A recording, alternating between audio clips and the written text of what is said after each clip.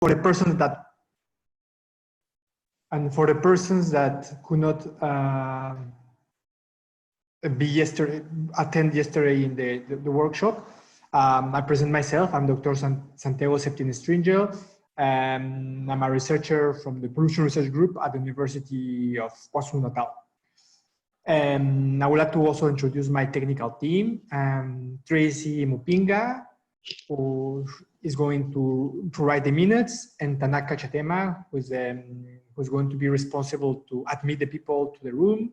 And if you have questions, technical questions, you can all please answer to her. I'm not going to be very, my attention is going to be into the workshop and not for other inquiries, but you can contact Tanaka, please. And also Tanaka, she will,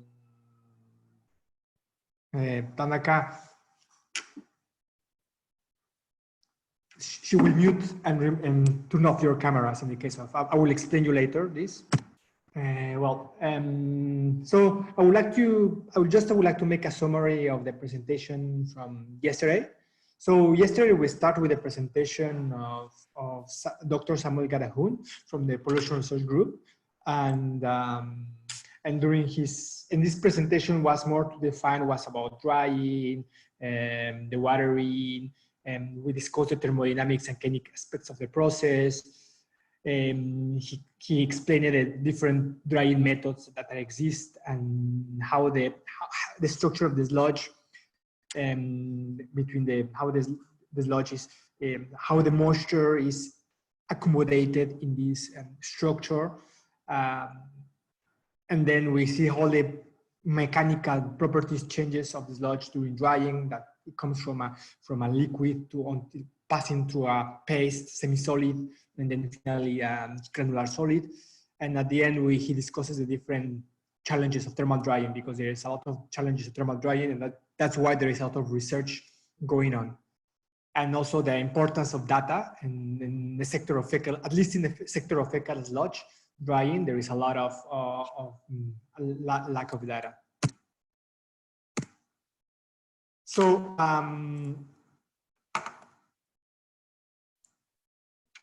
then we go for a presentation from the Pollution Research Group. You can see then I made myself this presentation. And then here I explain it a little. I summarized the researches at my research group. And we have studied different aspects from the kinetics, the best conditions, how the sludge dries at different conditions, the thermodynamics, when we attain the equilibrium points, and how the moisture is linked to the sludge, and the energy that is required to remove the moisture from the sludge. And also we studied mechanical properties and physiochemical properties of the raw sludge and the dried sludge to see how the drying affects these physical properties and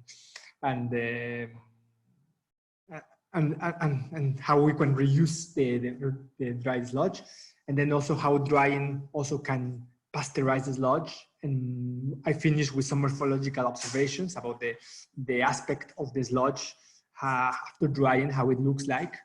And then at the end, I made some recommendations. I tried to give a picture about how what is different phenomena occurring during drying.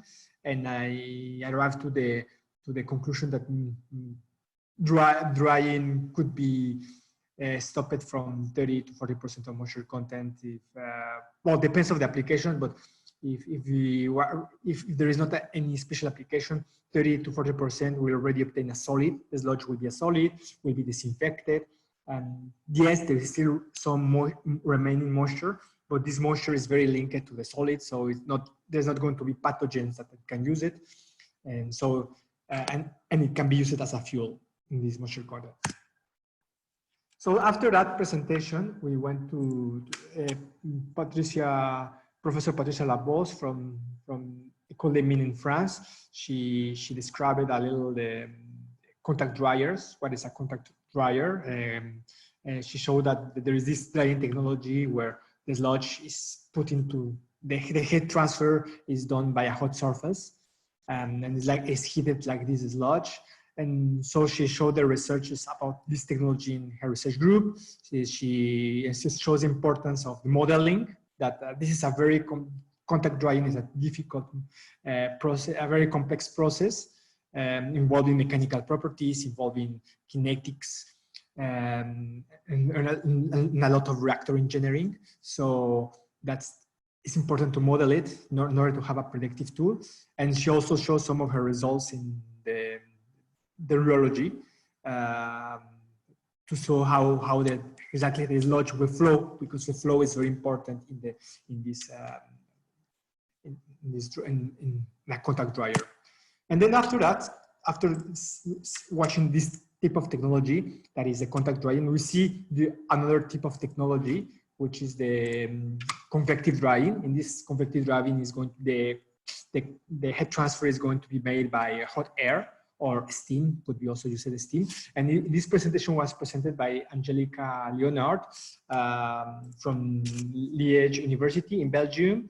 And she gave us how the definition of a sludge as a rheological complex material, and she shows the kinetics, how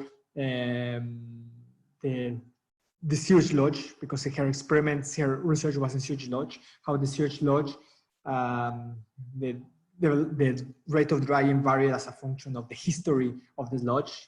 Sometimes depends how the sludge was pre-treated before or handled before, and this changes completely the kinetics. So we have also something we have to consider.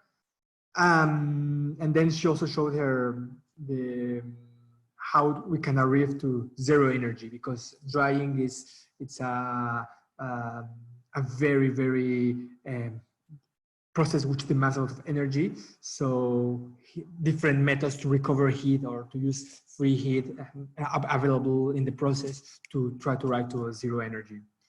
And yes, so her research efforts are mainly links between the sludge nature, history, and drying. And after this interesting presentation from sewage sludge, we went to the case of fecal sludge, and this time we see the vision of from the municipality. It was a municipal engineer, Sabelo, from Etiquini municipality in Durban, South Africa, that he presented how he's exploring in this moment the solar drying of fecal sludge, because as I told you before, drying is a very high energy demand process. So Sabelo was exploring the use of solar energy because it's expensive to bring energy. It's expensive process drying if you want to dry using electricity, for example. So here in Durban, South Africa, there is the sun solar resource, and he was trying to see how the solar energy could be used for drying sludge, and he found promising results. And after this presentation, we traveled to Kenya with where Sanivation, which is a social enterprise there, who tries to provide sanitation to communities where the service sanitation is lacking. Jim Lane, he's one of his operation people.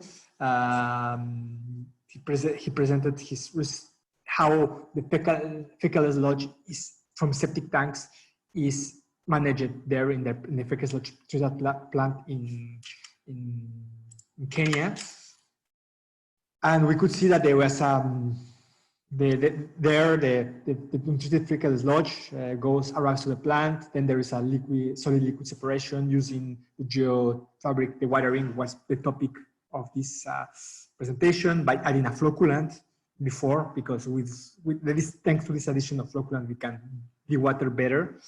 And then there was a sludge solar drying, and then there was a final thermal drying stage to go to very low moisture contents, because the very low moisture contents were necessary to make briquettes. And these briquettes are then sold as a solid fuel. So yes, And so here in his work, we could see the importance geofabric can lead to a very nice solid liquid separation, and the process can take about 4 or 6 days, and it's necessary because the sludge is very liquid when it arrives to the plant, so it needs the watering, and they found a nice watering which combines the flocculant to make bigger flocks that will settle better and separate better from the liquid supernatant and make a more cake. And then has a low capex and no electricity required for this process. So it's very also promising. And then we finished the day yesterday with a presentation of Yadira Bajon Fernandez, who is from Cranfield University, and she was trying to understand the dewatering of fresh feces, how the fresh feces, the behavior of fresh feces dewatering. And then to see how this behavior could be suited to technologies that are now into the market. And they were using an experimental method where they could differentiate when there is the cake formation and the cake compression. And Yadira highlight that there is a big difference between the sewage sludge and fecal and dry feces. Sewage sludge, usually the cake formation is there is a difference of compressibility with the and permeability with fresh feces.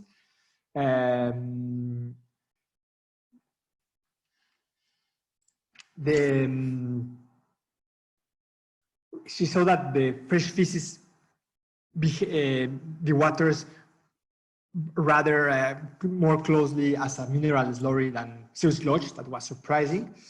And feces are generally more permeable. And then she hypothesized that the EPS, which is extrapolymer substrates, that it's like organic molecules that comes from organic matter cells. The EPS network structure from bacterial biomass may not be sufficient format in the column. And then she finished she told that the best was to the water just immediately. That's one of the things that she concluded.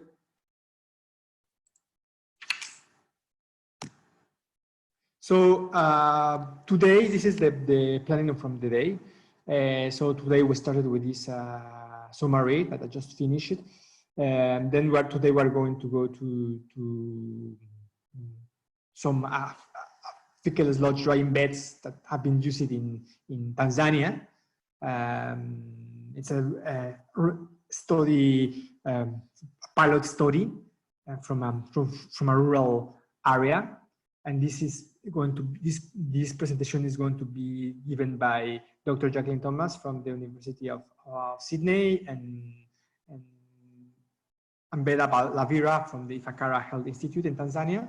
And then from there, we're going to go to a presentation from IHE Delft and from Netherlands that they're going to present their microwave drying technology, which is called the sheet killer.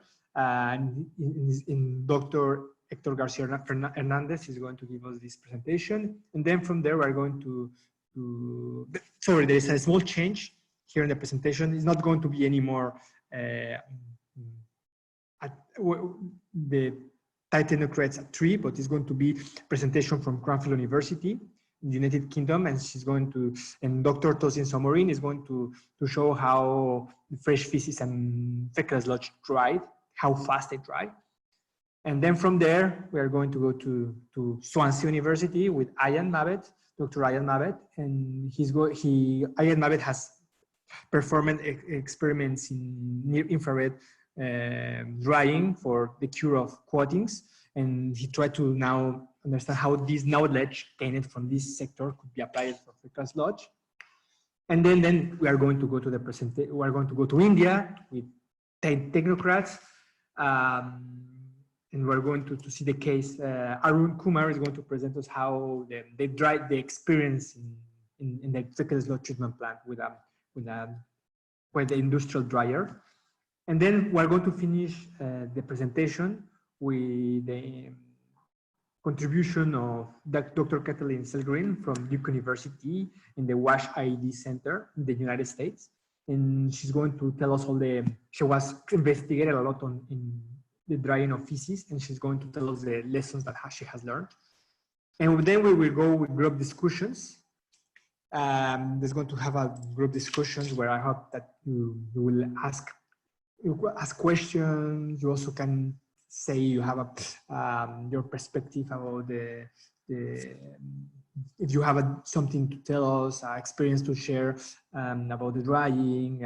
Could be research, could be application, could be an industrial process, different scales, or if you have doubts from the presentation, or if you want to learn more. So where I am allocating 1 hour time to have all these discussions, and then we'll finish with the final remarks that are going to give us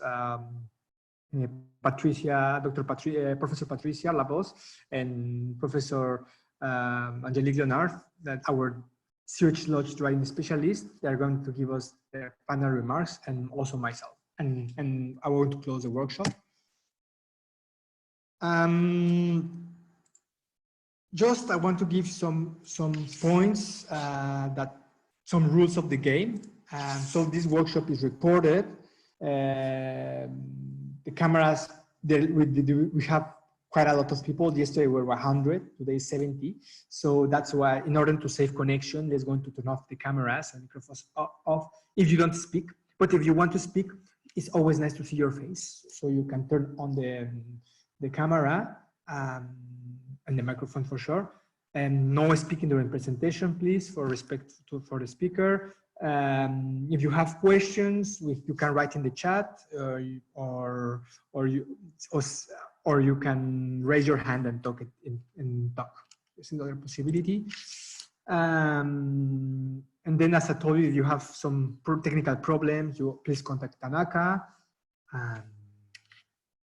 Chatema. And I just wanted to say that for the post-workshop, you're going to receive a survey within the next days. It's going to be a fast survey with a few questions to give us your feedback. And then after in the next weeks, you're going to receive the material of this workshop is going to be available in the Gates Open Access. And there we're going to see the recording, the presentations, the minutes, and a small recapitulative report. And I will try to create a folder in the cloud where the speakers could post all the documents that they found interesting that are related to their talks, if people want to learn more. And you also can contact me anytime. My email is here, you can see it. So just I want to make a small announcement, and is that there is a book of the standard methods for the analysis and quantification of fecal sludge. That is arriving very soon. So it's going to be a very exciting moment, because for a moment we have many investigations have using their own methods, and then it's different to compare methods. And also some laboratories doesn't know how to conduct certain type of analysis. So this is going to be a guide. It's going to be like a guide for these people, and also to like this. We will follow the same procedures, and like this, our results are going to be comparable. And there, in this method for the fecal sludge analysis book, we are going to include an addendum with drying of data, and the data of drying. And there's going to be that this data is going to come from the pollution research group and also from other groups. Everything is going to be compiled in different thematics, and it's going to be a lot of results. And you're going to see you're going to have also access to the Excel files. Well, I hope to see you soon. And the next meetings in the sanitation sector is going to be FSM6. Personally, I'm not sure, it's uncertain that I'm going to go. But in any case, for sure, I will be in the first Iowa non-sewage sanitation conference. It's going to be also, it was planned this year, but because of the COVID-19 situation, it was rescheduled for next year. So yes, in that conference, I'm sure I'm going to be there, and I will try to maybe also make another workshop about drying. Thanks a lot, and enjoy, and yes, let's go for the first presentation. Today, so as I told you, my first speaker is going to be Dr. Jacqueline Thomas from the University of Sydney, she completed her PhD in environmental engineering with the research with the Water Research Center at the University of New South Wales in 2020. Her current appointment is a lecturer with the School of Civil Engineering at the University of Sydney. Her research focuses on climate-resilient water and sanitation systems that protect the health of populations and environments. Her current projects are located in developing countries across sub-Saharan Africa and the Pacific. Prior to joining the university, Dr. Thomas established a WASH research group during her 4 years residence in Tanzania with a non-profit research institute called Ifakara Health Institute. She has also worked as a policy analyst with Water Unit for the New South Wales Health Department. And during this presentation, we're going to have also Vera Levira, who is a registered and experienced environmental engineer and has experience with WASH research and implementation projects in urban and rural sanitation. He began working in the water, hygiene, and sanitation sector in the late 2007. He received his bachelor's degree in environmental engineering from the University of Dar es Salaam. And he has a lot of experience to ensure the access of clean and safe drinking water to urban and rural poor communities and the application of engineering methods to improve sanitation of human communities. Okay, I give you the welcoming and thank you for accepting the talk. Give the talk. Hi everyone. And just Santiago, I want to check. Do you want me to share my video? Because it's telling me I can't. Okay. While I'm presenting, up to you. I'm happy to show just voice. You can present your video if you want. Okay. Sure. I think it's telling me unable to start video because the host has stopped it. I'm happy just to go voice, but just to let you know. Okay, I will give you. I'm not hiding. I'm just. No, not a problem. Here we go. Great. All right. I can say hello. Hello. So also Beda should come online because we're co-presenting.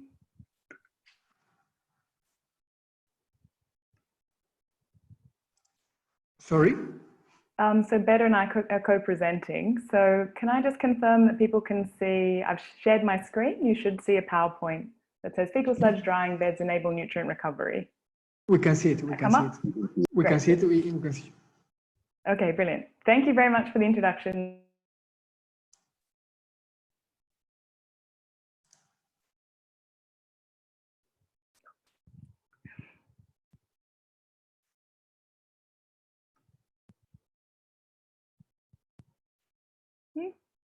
Beda, do you have audio problems? It's fine. Hello, everyone. Can you hear me?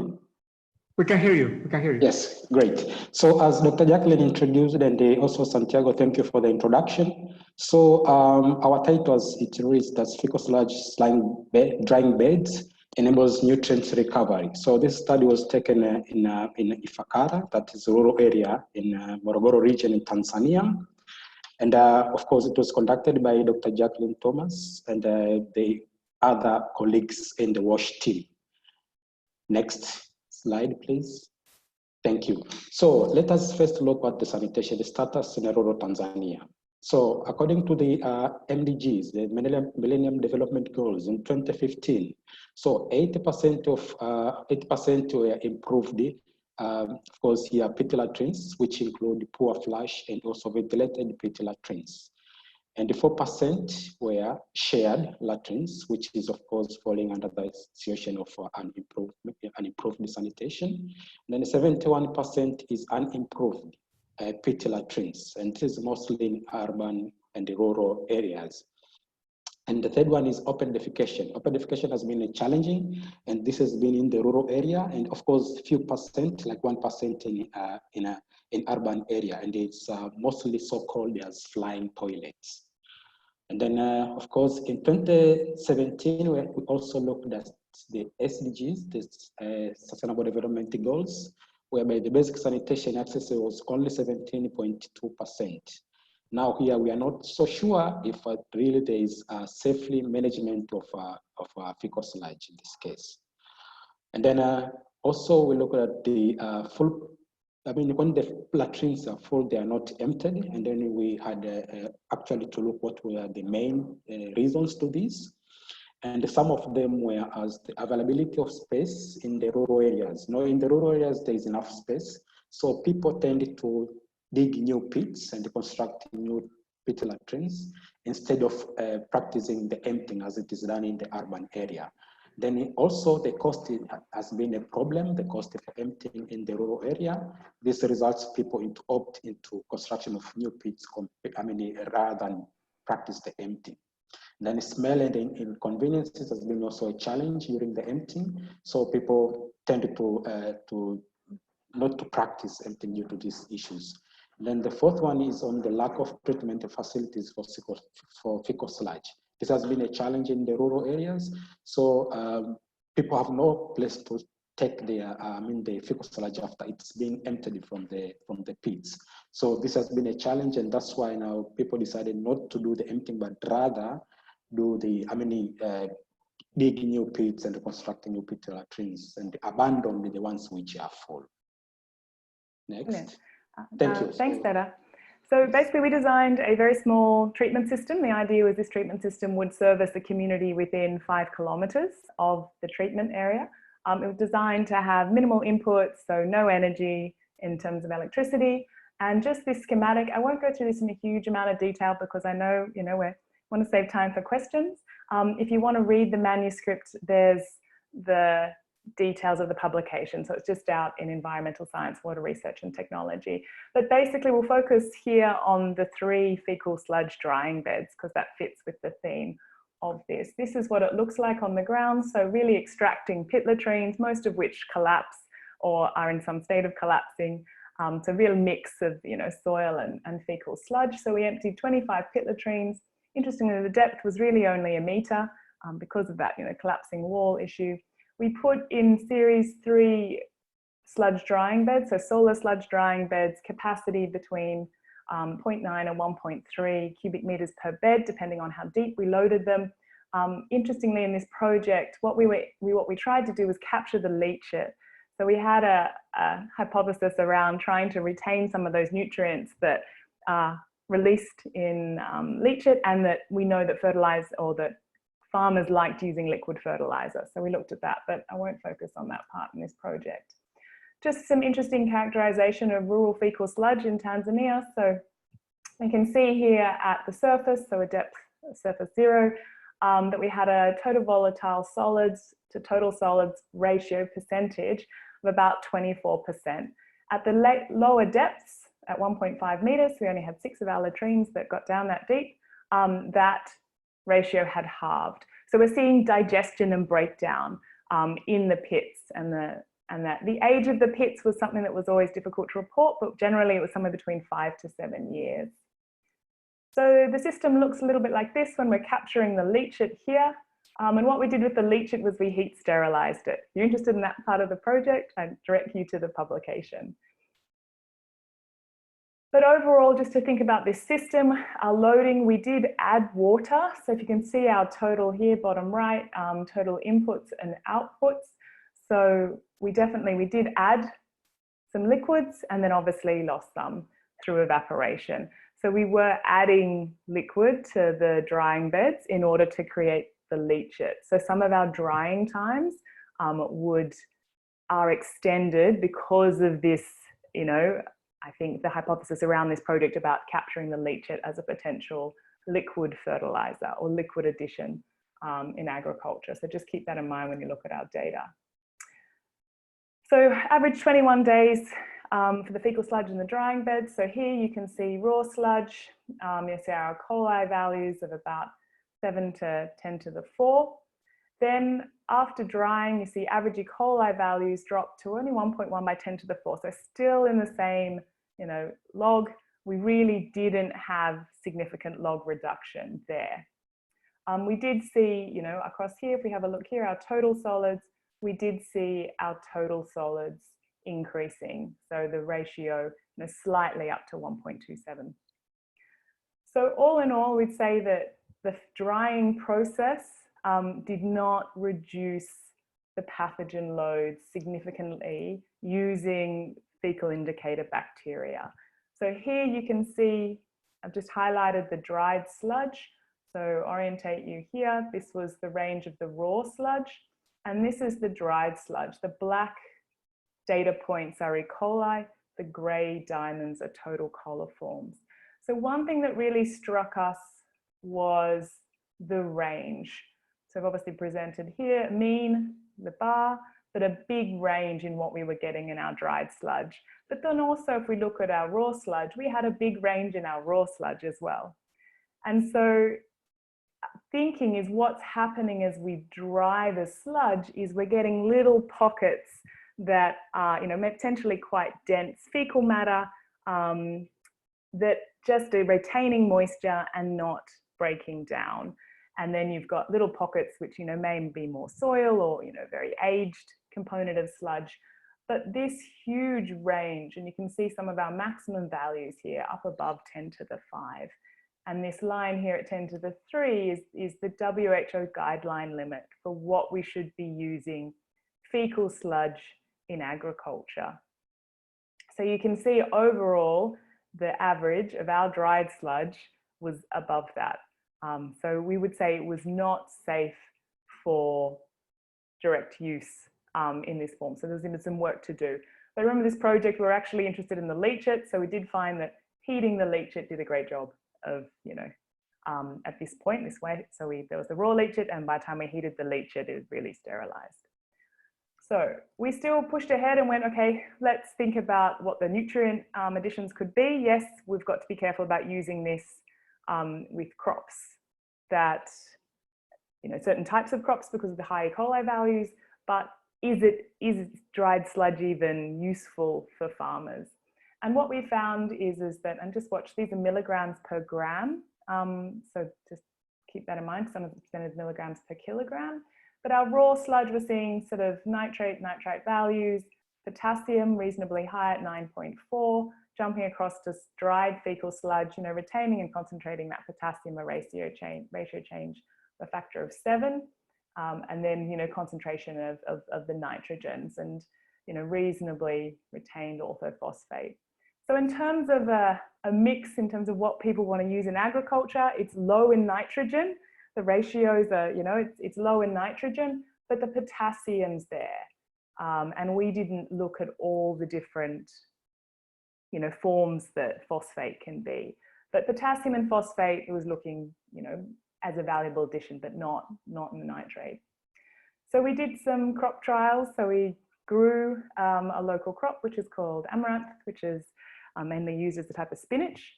And we took samples, we applied biosolids at the application rate of about 10 kilograms per square meter, which comes across as about 40 tons per acre. We sampled the crops weekly over 28 days, and we took out random sort of samples and we measured the shoot to root ratio. So that tells us a lot about, how the plant's growing. And overall what we found, so when we compared it to sort of some commercial fertilizers and then some other things that we were looking at, and this column here in the end is control. So overall we found that the biosolids definitely performed as well as commercial liquid fertilizer, potential additions of biochar and leachate. And the control was quite varied, but overall not applying any types of fertilizer. And this is quite rich soil where we are in the Kilimberra Valley. Didn't, it had quite a range on the effect, but overall not as promising or did not enhance growth as much as the additions of fertilizers. So I'll hand back to Beda now. Thank you. So along with that, we also conducted the survey to understand the willingness to use and to pay for fecal sludge products. So on the side of willingness to pay for fecal sludge products, 78% of the population or the survey group that we surveyed said yes, we agree to pay to use the biosolids, and it was a group of 100 small farmers. And then 22% of them said, no, we are not ready to use the sludge, the fecal sludge products. And of course, for those who said no, there were some reasons we are given out to why they said so. And one of them being that on the issue of safety of the fecal sludge byproducts, that they were not sure if the byproducts are safe to be used.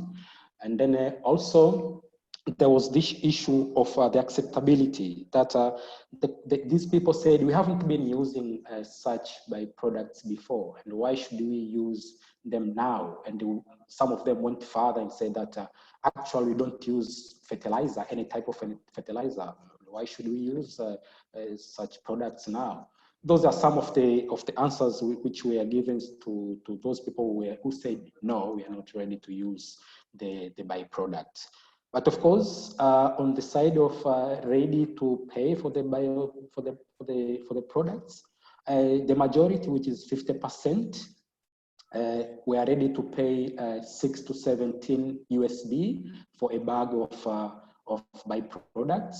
And also 24% say that they are ready to pay less than $6 for a bag of byproduct of biosolids, whereby 17% said that they are ready to pay between 17 to 34 USD for a bag of biosolids. Of course, the rest, 80% said they're ready to pay between 34 and 56 USD. Then only 1% say that we are ready to pay, we will pay zero, so we are not ready to pay anything. And then of course also zero, nobody said that we are ready to pay over 56 USD for a bag of biosolids. Thank you. Over to you, Jack. Thanks. That's the end for us. We'll welcome questions. Thanks a lot. Thanks a lot for the presentation. It was very, very interesting to see all these aspects about the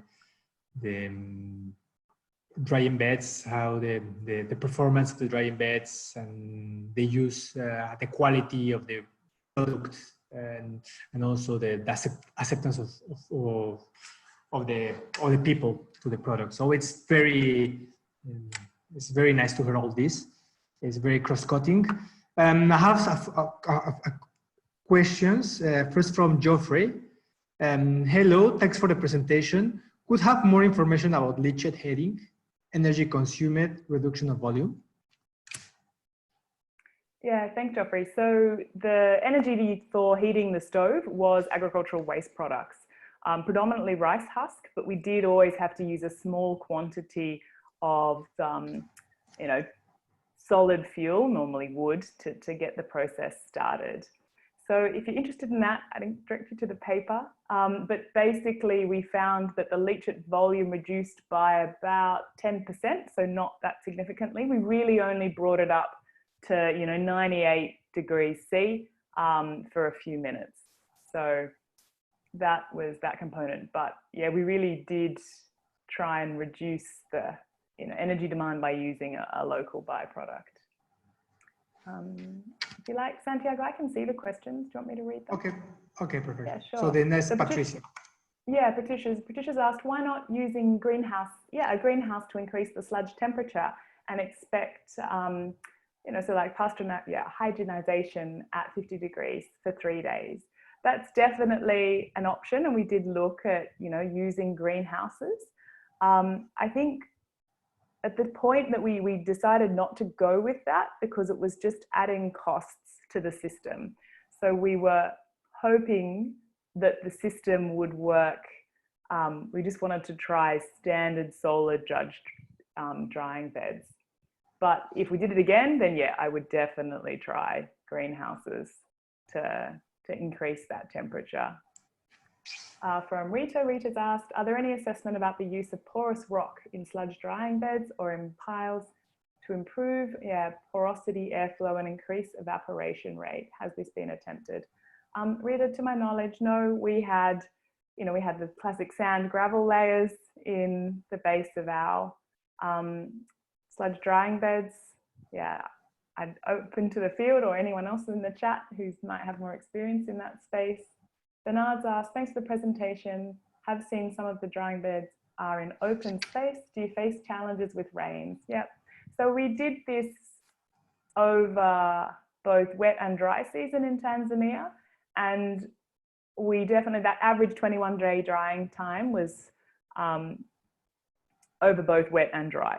So sometimes in the dry, you know, we'd get to a point where we're like, all right, it's, our moisture content dropped sufficiently, but in the wet season, it would take longer. And that was definitely a component where we did look at greenhouses, so that covering of it, and then potentially removing them. I think one of the dilemmas with this project, it was a small pilot fund, and we just, you know, we had a quite set period to get it done. Question from Kapanda, was the sludge from the pit latrine being applied directly into drying beds? Yep. Also, how long was the drying period? Yes, so we dug them out. So if I orientate you back to this, sorry, you probably see the questions there. So literally it was dug out by hand and put in these drums, and then manually put and placed in the drying bed. So it was quite a manual process, which is why when we sort of did the cost effectiveness on transportation, we said really this can only be done within a 5-kilometer radius, that this would scale as units rather than making it bigger. Making it bigger didn't make a huge amount of sense. Okay, I'm sorry, we have to continue. Okay. Because the next speakers have, yes, the next speakers have commitments, so we have to go ahead. But there's one more question I want to ask you, Jackie, if you can answer in the chat to this question, or we can discuss it later. And let's go to the next presentation. So the next presentation is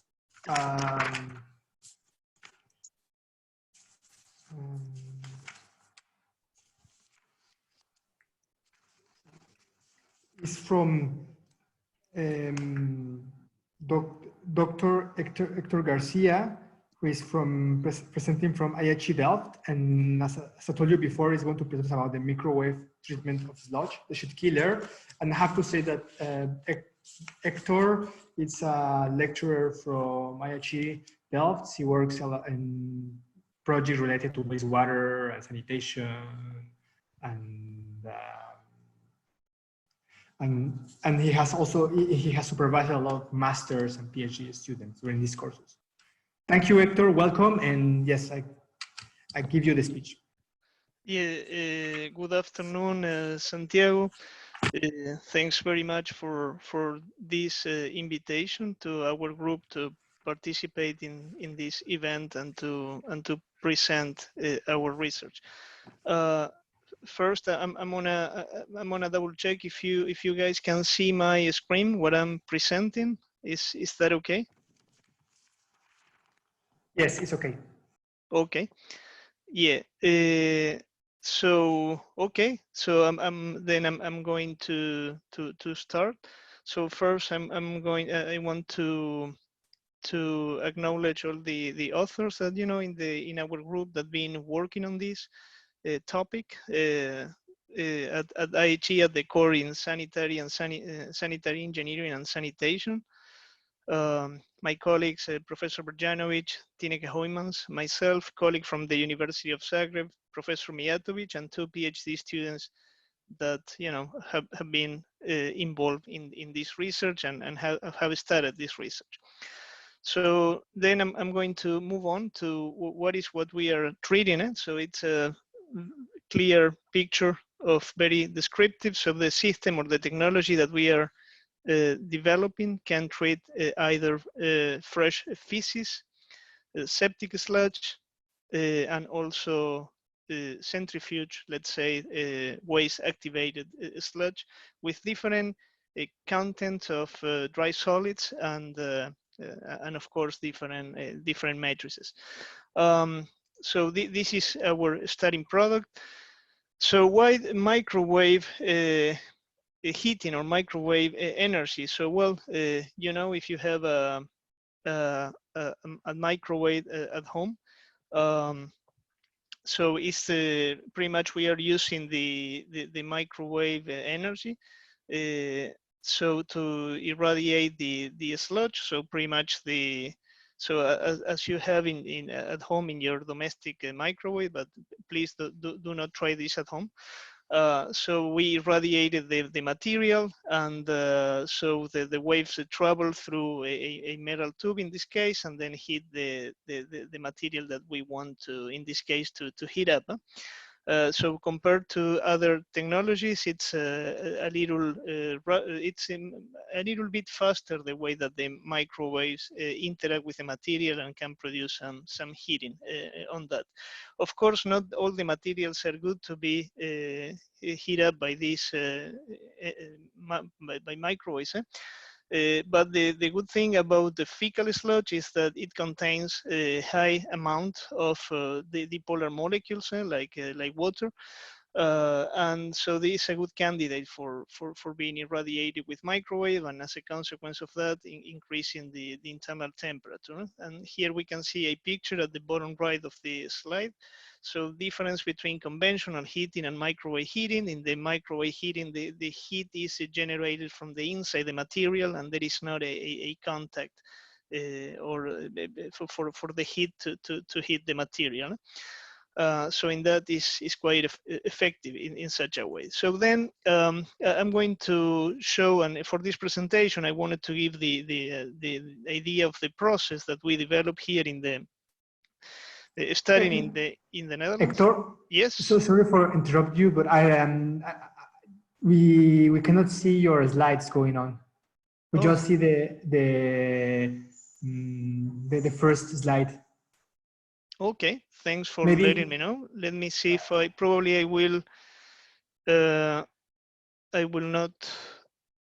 Maybe check. Sometimes you if you have double screen, maybe you share the one that is not the correct one. You didn't show. You're not sharing the correct screen. Okay, let me see there. Can you see? Better. Yes, better. Thank you very much. Yeah. Okay. So not sure which one I didn't share. So now can you see all the slides are moving? Yes, we can see them. Yeah, so well, just in case that it didn't go through, I was starting showing the material we are irradiating, so fresh feces or septic sludge or dehydrated sludge, all of them with different starting this dry solids content. Then I was showing why we are using microwave energy. So pretty much the microwave energy is very effective heating all the materials that have the dipolar molecules, such as water, for instance. And if that is the case, the heat is generated from the core of the material and then is propagated to the rest of the material. And in that way, is more effective because there is not a transfer of energy or heat needed between the surface and the material. Yeah, so and then I stopped it here so that I wanted to share the experience that we started here in the Netherlands. So Santiago, is okay now? Can you see the slides are moving? Okay. Perfect. All right. So yeah, we started here at the institute. We are located in Delft, in the Netherlands. So problem here is that everything is sewer, so we didn't have that much, fecal sludge or to start with.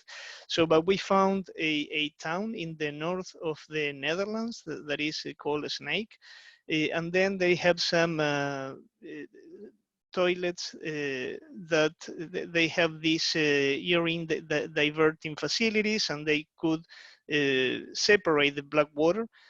So, okay, that was similar to what we wanted. So, and then we have a PhD student, Peter Mawio from Kenya, that he volunteered to start this type of work. And that was at that time very nice to start with this new topic. So as you can see in the screen, we started with just a domestic microwave, and then we start irradiating different samples of that black water sludge from different time, different exposure times, different power, and pretty much at that time we were measuring the inactivation of pathogens that were in the sample and some microorganisms that we spiked, and also how good was the system in dehydrating the sludge.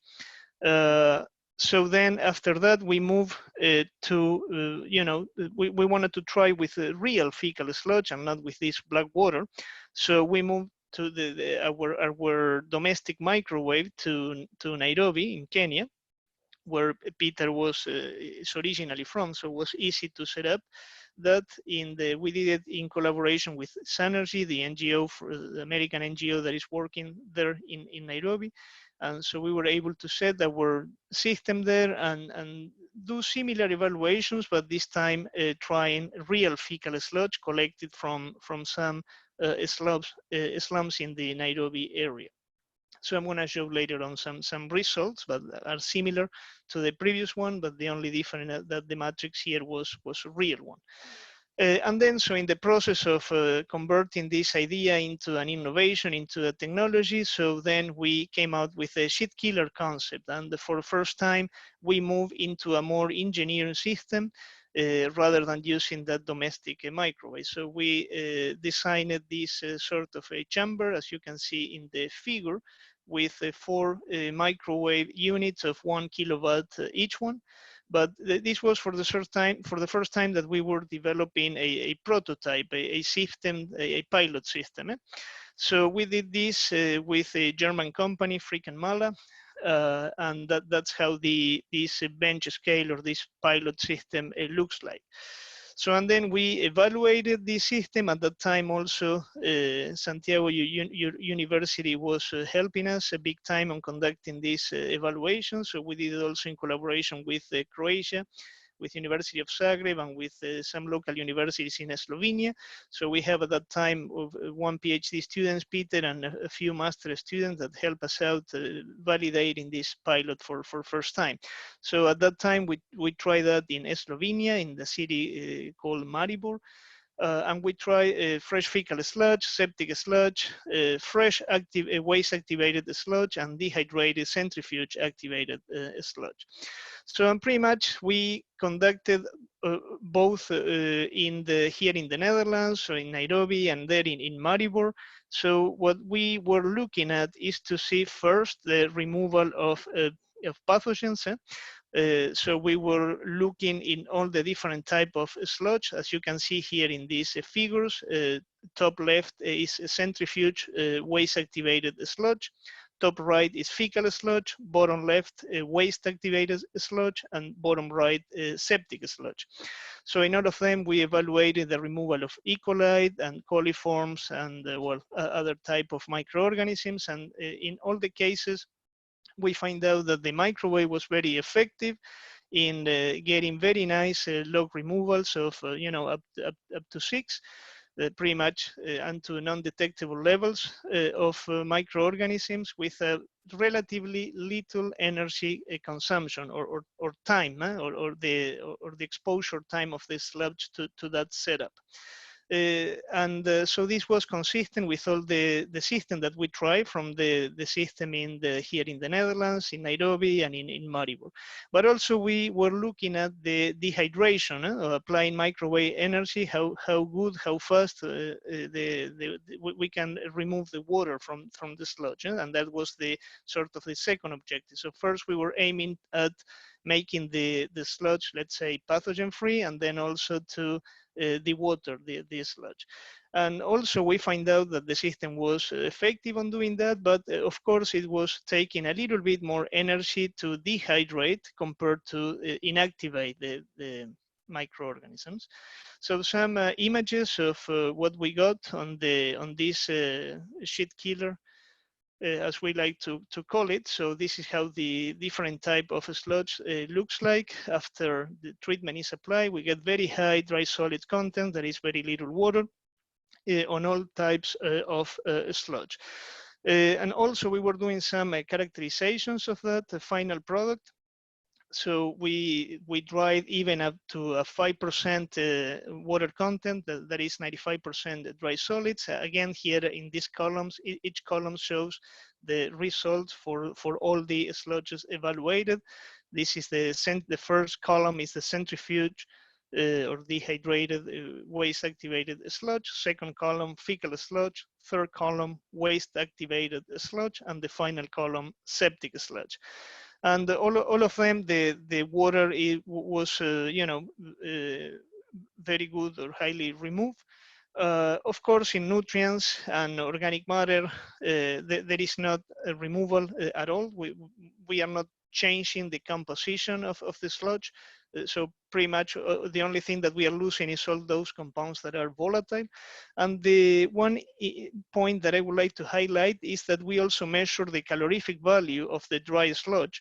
And so these numbers here that are around between 23 and 16 megajoules per kilo, this is similar to the calorific value of charcoal or even higher. So we are producing a final product that it has a very high calorific value for reusing.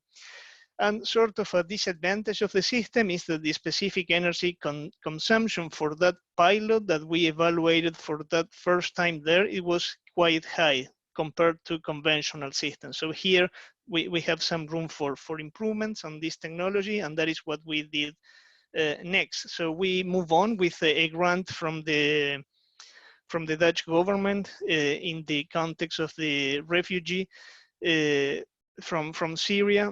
So we got some funds for building a larger scale system, still a pilot scale, but closer to a commercial unit. We team up with the company Tecnoviro that was helping us on building the system. And yeah, so we evolved. So this is the schematic of the system that I will not go into details, and I will show some reference of papers that we published. But pretty much we added a pre-treatment unit, as you can see on top left. It's a sort of a press filter to pre-concentrate the sludge, and then that sludge we put it in the microwave. Also, we added some heating system that we can burn the sludge, produce some heat and preheat the sludge.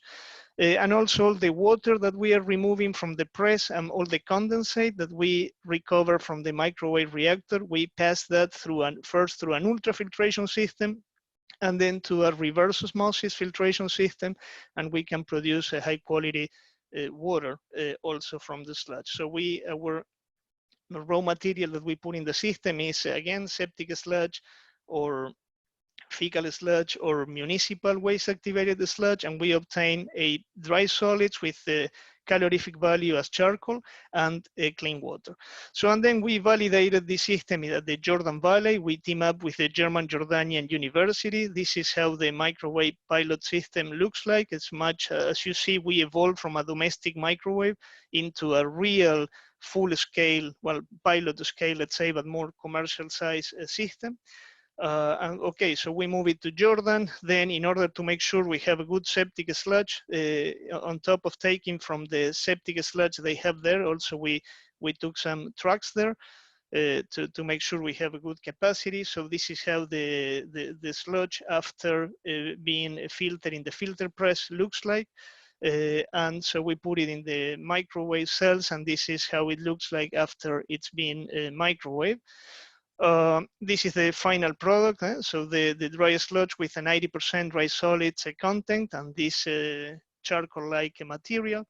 So, and these are examples of the different samples that we were taking as we go in the process. So this is the influent. The first bottle is the influent septic sludge. The second bottle is how the sludge looks like after the filter press. Also the filter press, we get the sludge and we get the water, the filtrate. That filtrate, we pass it through an ultrafiltration system and then through a reverse osmosis system. So on the bottle in the in the middle of the ultrafiltration filtered and reverse osmosis system is the concentrate for the RO unit. Then the last two bottles show the dry sludge with a 90% dry solids, and number 7, and the number 8 is the condensate that we recover from the microwave cells that later on is passed through the filtration system. And so just I'm almost finishing with the presentation. So here, if you see on top right, is the first pilot that we did. The end, and this slide over here is showing the specific energy consumption. So that is how much energy we need to put in order to evaporate 1 liter of water. So at the beginning, the first pilot that we did in Maribor in Slovenia, we need between 16 and 20 megajoules per liter. And the second row is the microwave. In this study, we reduce it considerable to numbers between 4 and 9, that we are more or less still a little high, but more or less in the range of a conventional dryers, like pedal dryers and others. So we make big improvements on the design of the system, and now we have a more competitive system in terms of energy consumption. And of course, of all this work, we were able to publish, several scientific articles from the first studies with the black water sludge in the Netherlands, the work in Kenya also, we published that. The pilot scale in Maribor in Slovenia, and so this final work in Jordan, it's also published. So, and this what we aim finally is to have a system that is movable, compact, that we can move it around, and we can inactivate the sludge, dewater the sludge, and contribute with that to a non-sewer system for a sludge treatment. So that was it, my presentation. I'm happy to answer any questions that you may have. Thank you very much. It was a very interesting presentation. And so I don't know if there is some questions around here. Yeah, we have one question, which is Sagar Datrai Patil, and he's asking, what is the minimum capacity of this unit? Also, what are the CapEx and OpEx? Okay, so that's, I'm sorry, I forgot to turn on my camera, so I will do it now for the questions. So yeah, the minimum capacity, there is not such a thing. It depends on how much you want to invest on that. So far we've been, so the last pilot that we did, it has a capacity for 12 kilos per hour of whatever you put in that microwave cells. And we try to start with dry solids content of at least 16%, right? So that means if you take waste activated sludge, it's 1%, so you need to pre-concentrate. That doesn't mean that you cannot microwave the 1%, but it's better if you start with little less water. But that's that pilot in a commercial container of 20 feet commercial container, it was about for 12 kilos per hour. And the second question was the cost. And so that's still is difficult to tell because we are still at pilot stage, but we pay roughly 300,000 for that system, but with the capacity for doing all the water recovery as well, with the reverse osmosis system and everything. So it depends what you want to do, is how much the system could cost. And the operational cost, I can give you that idea of the energy that was, around same energy consumption as conventional dryers. Perfect, thank you. Then there is Rita Eljah that asking, were there any polymers used before the press filter? Were there any polymers? Yeah, thank you. Excellent question. And at the beginning, we were not using that. And of course, so this is a problem that we had in the field. So that's very nice that somebody's asking that. Yeah, so if we don't use polymer, it's difficult to go to that dry solid concentration that we want to start the system. But yeah, we those iron chloride and the polymer and the performance of that the filter press increase significantly. Of course, we can not if you decide not to pre-concentrate the sludge, it's an option, but of course you spend more energy evaporating water, right? Then we have another question. Why going up to reverse osmosis? Isn't it too much? Yeah, that could be too much, but it depends. So this project was in the Jordan Valley, that water is really scarce. And also we wanted to show that the concept that we can from a septic sludge, that we can produce this charcoal dry solid material and water as well. But also it's possible not to go for RO and just do ultrafiltration. or microfiltration, and still you may have a water that is good enough for water reclamation, for irrigation or other uses, and you don't need to go for RO. But it depends what you want to do with the water. This is the last question because after we have to go to the next speaker, and it's please describe your press filters. Well, the press filter was something was tailor-made by this company. It was a pneumatic system with a piston, and it was like similar to a drum filter with a pore size or a mash size of 0.5 millimeters or 500 micrometers, and just the mechanisms is a pneumatic system that pushed the sludge, and the water was coming out through that 500 micrometers pore size, you know, in the filter, and the water was collected in or was directed to the ultrafiltration ceramic membranes that we have there.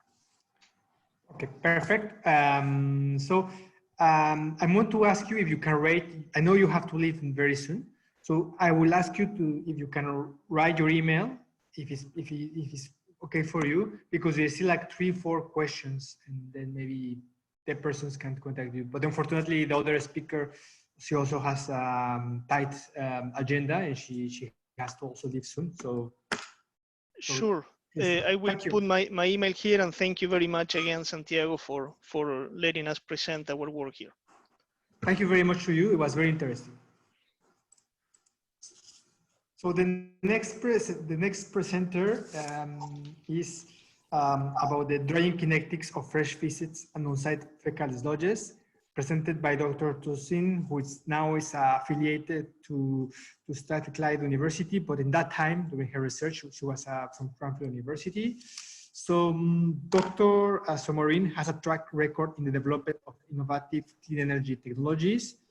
She is a lecturer chancellor fellow in the Department of Chemical and Process Engineering, University of Strathclyde, in United Kingdom, bringing on board 8 years multidisciplinary research experience and background in applied science and engineering.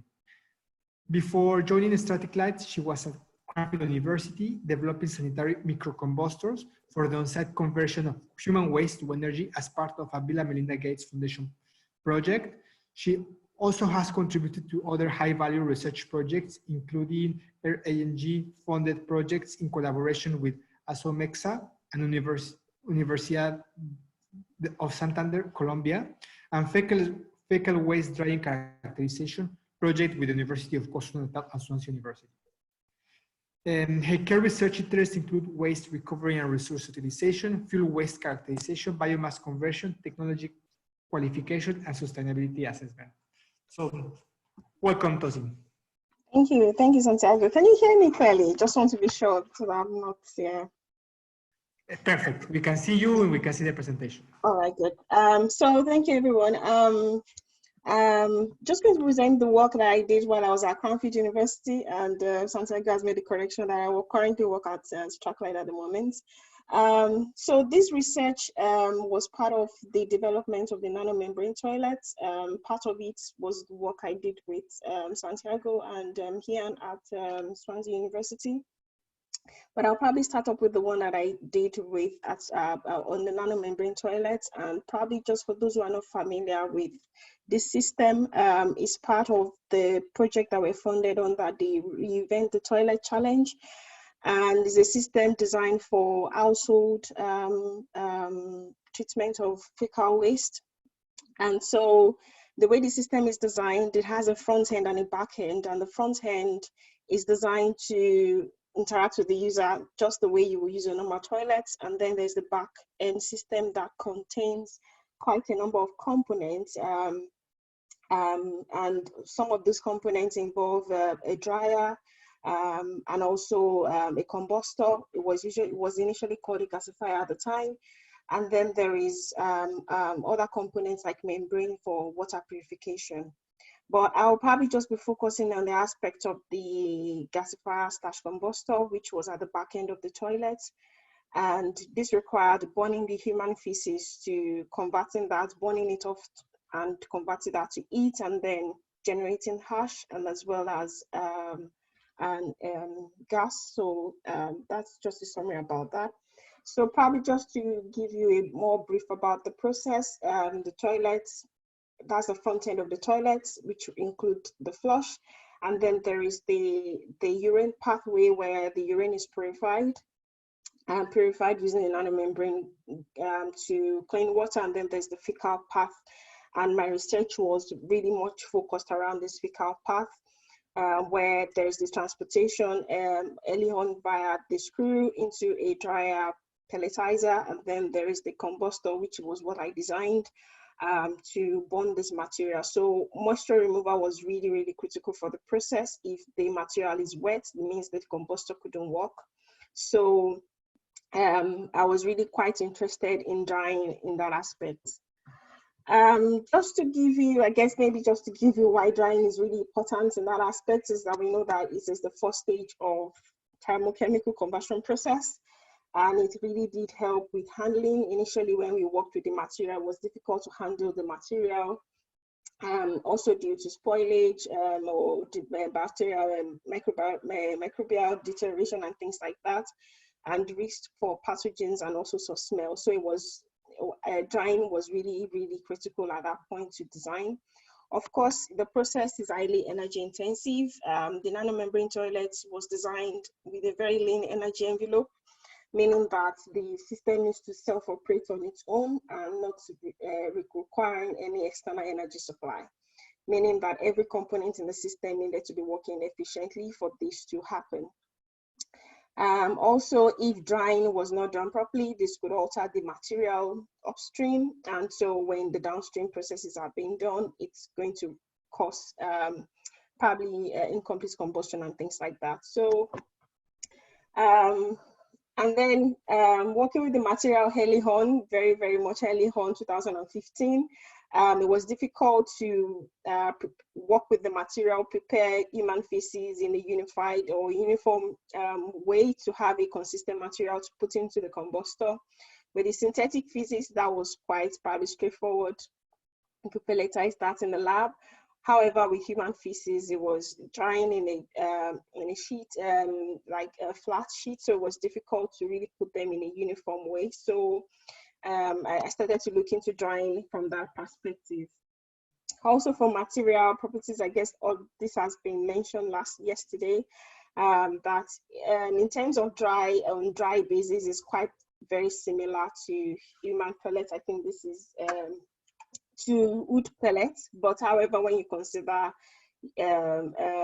the wet material, then it's the moisture content and hash content were quite higher than usual.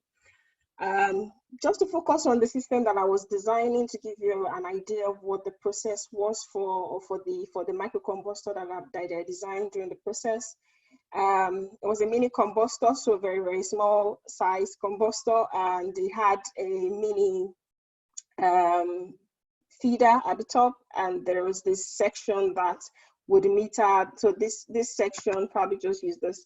There's a section for collecting the fuel, and then there is metering into another zone for partial drying and also for storage as well, while the system is continuously being dried in the other dryer. And at the base of it is the main combustor.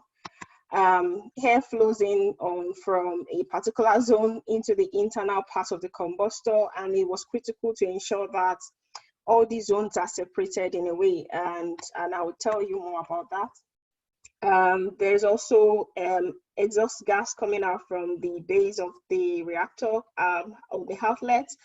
And lastly, there's an outlet at the bottom of the combustor where the hash is being metered out. And this process works continuously on its own. Of course, initially, as part of the experiment, it has to be powered.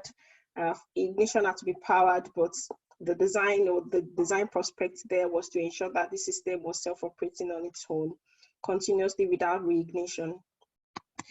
And so drying there was really critical in the aspect of that in the first zone, I needed dry sample, at least partially dry sample at this stage. However, if the sample was over-dried, then, and if the system was not properly designed, then you will find heat migration towards the inlet of the combustor, which was not a preferable option. If the sample was over-dried by any means, then there would have been loss of volatiles by the time the sample gets into the combustor. So the importance of having to know the maximum drying temperature for this sample was very useful. And also to know if we continue drying beyond the equilibrium moisture content, for example, you would be exceeding, you would just be wasting energy for drying. So all of this information was really, really very critical at that point. Also, if the sample was not properly dried, then that could lead to poor ignition in the combustion zone, and this was a multiple combustion zone, so many processes happening at the same time. And then we have, if all of this process also is not well managed, that could lead to incomplete combustion and poor emissions at the end of the combustor. So I think 2018, myself and Santiago, and as well as here at Swansea University, got involved in this project, which is to understand the drying kinetics, drying characteristics of faecal sludges. And I'll probably have to mention that, so we had samples, of course, fresh sample from humans, and as well as faecal sludges from different non-seaward systems, so VIP toilets, but I would probably talk more about that. So we had 3 samples, one from a VIP latrine, one from an anaerobic baffled reactor from a decentralized waste treatment system, and one from a urine diversion toilet, and we varied the temperature. So we were working with isothermal temperature. Of course, 205 is a bit high, but we just had to look at the low range and also at the very, very high range for drying temperatures. And then we had, this experiment was done using a thermogravimetric analyzer, which is connected to a GCMS. And the idea behind it was to understand the weight loss profile, as well as evolved gas profile. Of course, this aspect of evolved gas profile wasn't appropriate, maybe because of the method. And what we eventually were able to understand was about the drying stages for the samples. We were able to, at least it was difficult to get critical moisture content, but at least we have a better understanding of how the samples were drying. So probably just give you a snapshot of the results, probably just key findings in a way. So this the left graph, which is the moisture ratio versus time, is showing the samples, the 4 samples that we had, ABR, HF, UDDT, and VIP. And if you look at the graph, the moisture, the weight loss profile for the ABR sample and VIP were very, very similar in a way, and that of the UDDT and if I get that right, that of the ABR, and that of the human feces were quite different. And if you have a look at the drying curve on the left, you can see that the variance was even much more obvious if you consider the different moisture content in the sample. And what we were able to define from these experiments was to be able to understand that, okay, for the ABR and that of the VIP sample, they were quite similar, like I mentioned. They had a consistent or maybe constant drying profile up to about maybe 20% of moisture content in the sample. That of the fresh human feces was different from both of them. And it had what we've divided into, based on this profile, divided it into two stages. So we had first stage and a second stage in both sample for the HF and as well as the UDDT. There wasn't any, we couldn't observe any constant drying profile, and so one of the things we also were able to define from the experiment was that, and I should probably just mention that if you look at the initial, so just above you find the initial moisture content of the sample prior to drying. So with human feces, it was about 60% moisture inside. So we have the UDDT, of course, because it's a diverted toilet. The total solids there was about 48%. With the ABR and that of about 62%, sorry. And then with the ABR and that of VIP, it was highly, really watery sample. So it was highly, so I can see why both of them were quite similar.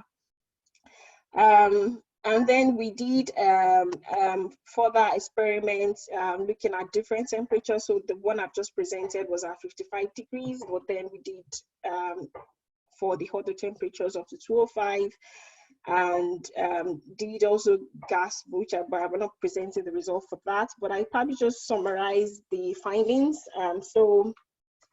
I think from the kinetic data, the activation energy was varied between 21 and 30, and the highest was for human feces. And we've attributed that to the high level of boundedness, high bound water in human feces, fresh species, for example, like Yadira presented yesterday. Also that we noticed that, like I've mentioned, there is the absence of constant rate period in that of human feces and UDDT, which supports the first claim. We thought that it will be mechanical dewatering will be feasible for the VIP and ABR sample based on that constant rate period that you observed. And also because the sample is highly watery compared to all the other sample. And probably with human feces, it would be very feasible to increase drying temperature, but I think there's a caveat around that because, you know, higher temperatures, then you start to, at a level, you start to use volatile. So of course, that has to be taken into consideration. But overall, by increasing the drying temperature, you could remove more moisture from the sample and help to limit. So, but then if you want to find out more about the results from the paper, there's the recent article we just published, I think sometime in June this year. And my final thoughts on the system, I guess initially it was difficult handling the sample. I think drying characteristics is quite straightforward with this sort of method, but I guess it doesn't tell much about the internal or mass and heat transfer processes occurring within the sample. So of course, more work around that area. And this micro sort of analysis using TGA doesn't really define different choices of dryers and operations and different drying methods. So that has to be taken into context as well. And sample variation as well. Collected samples, if you consider the amount of sample that was used in the TGA compared to different variety of samples, this is a biological material which degrades over time, and different environmental conditions. Of course, things need to be taken into context. But I think from the study, we're able to do at least a bit of have a better understanding of what is going on. So the work is still ongoing. This is still aspect of the research that I'm still looking into. I'm more focused on developing energy technology. So developing new or novel drying operation is something that's of interest to me. And looking at more broadly into organic waste and pre-treatment options, and then looking at how these systems are interrelated with physical systems. So yeah, that's a summary about me, and I'll say thank you to Santiago for inviting me to join this presentation, and also to all the collaborators and partners that I've worked with in the past on this project. So thank you very much. Thank you, Tosin. Thank you a lot, Tosin. I don't know if you have how are your with your commitments? Do you have to leave, or I can still take 34 minutes. 34 minutes is fine. Yeah. Okay, and somebody has a question.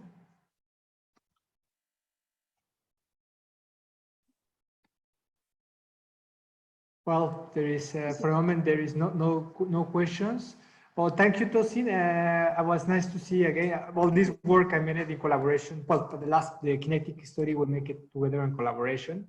We send you the sludges from South Africa.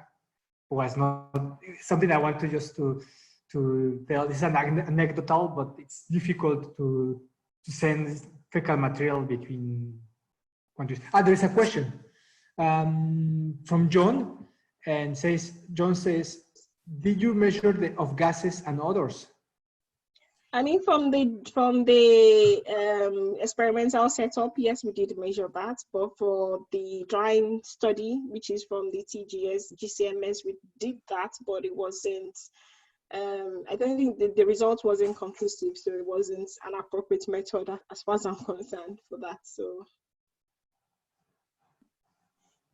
but I guess maybe with the emissions from the combustor itself is depending on the kind of fuel you're burning at the moment and also upon your operating condition on which operating the system. So probably can't give you, but I could send you some results if you wanted them.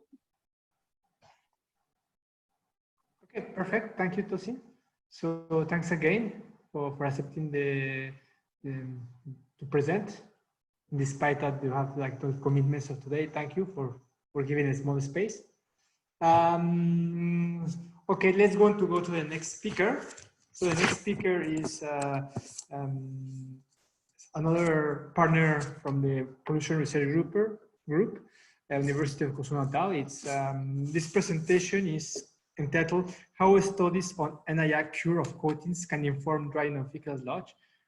The presentation that is going to be provided by Dr. Ian Mabet from Swansea University.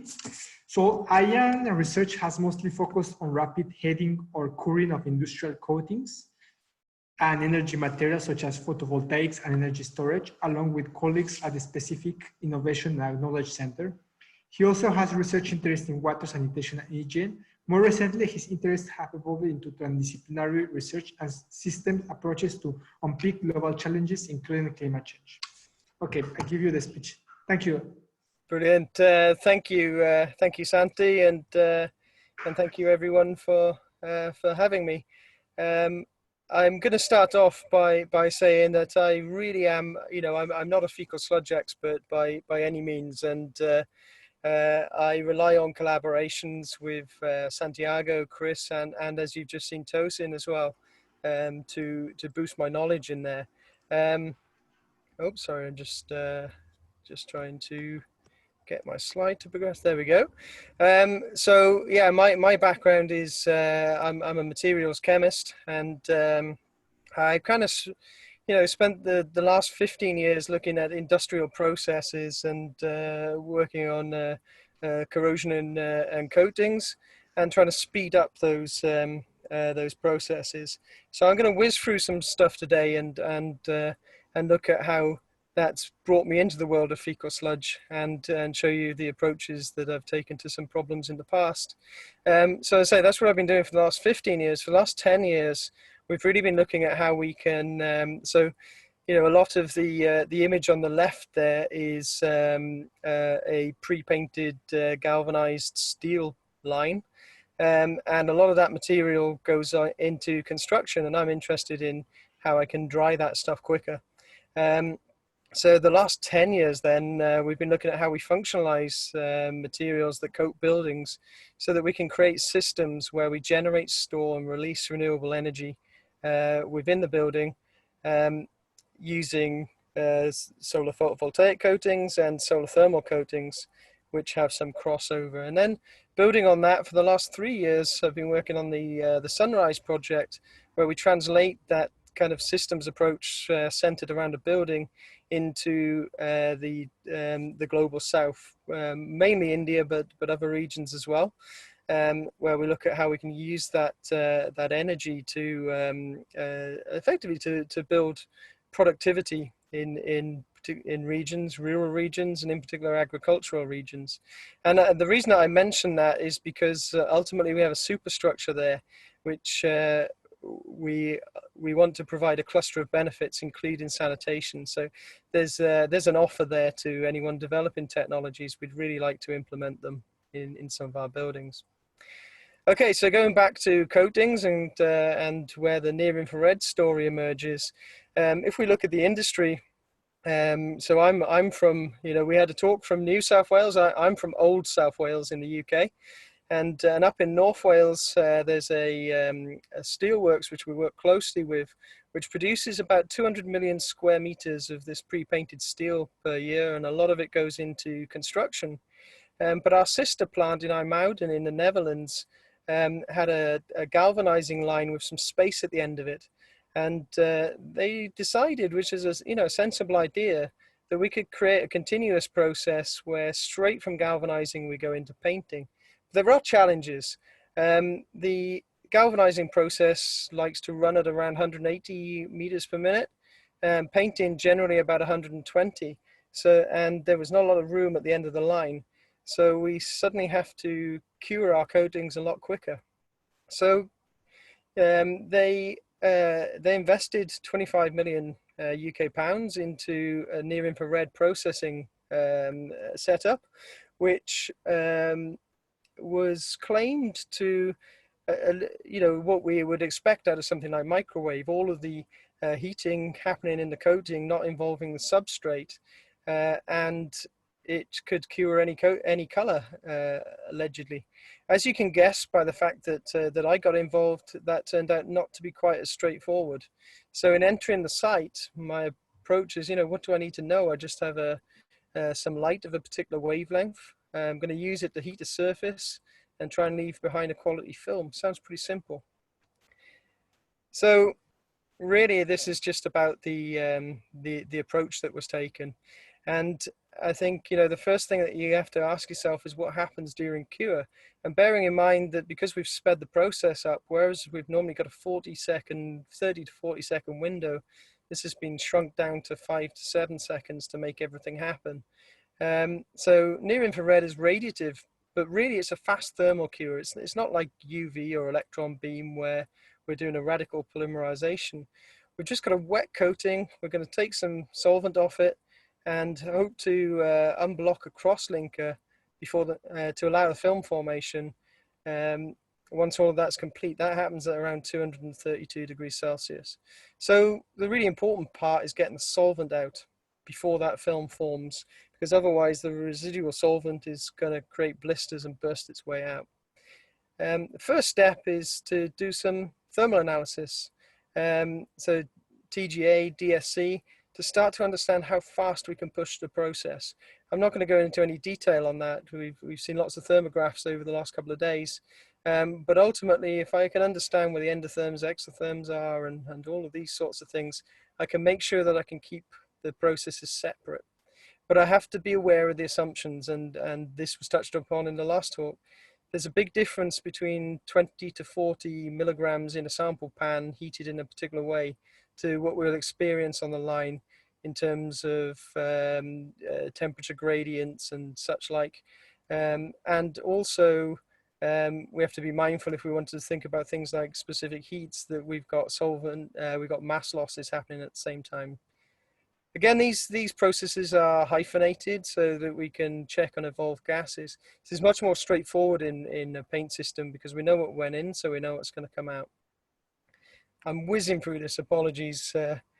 Okay, so the next thing that we have to think about is once we've got the material in our heads, what's being emitted to dry this stuff, what's being absorbed, and where is that happening? So the first thing to handle is emission. This can be measured experimentally, and we do that, but luckily in 1900, Planck helped us out by figuring out mathematically what the spectral distribution would be for black and gray bodies. But I want to draw attention to one thing, which is that everything that you do when you plan a plant like this is based on running at 100% power. If you start to cut the power to the lamps, you're going to shift the wavelengths, and you're going to shift it into closer towards mid-infrared.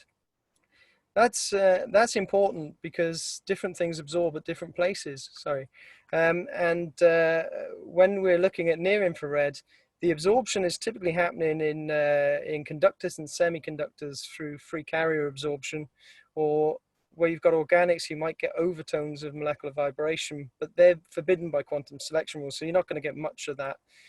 Once you start drifting into the infrared, those molecular vibrations are going to become stronger.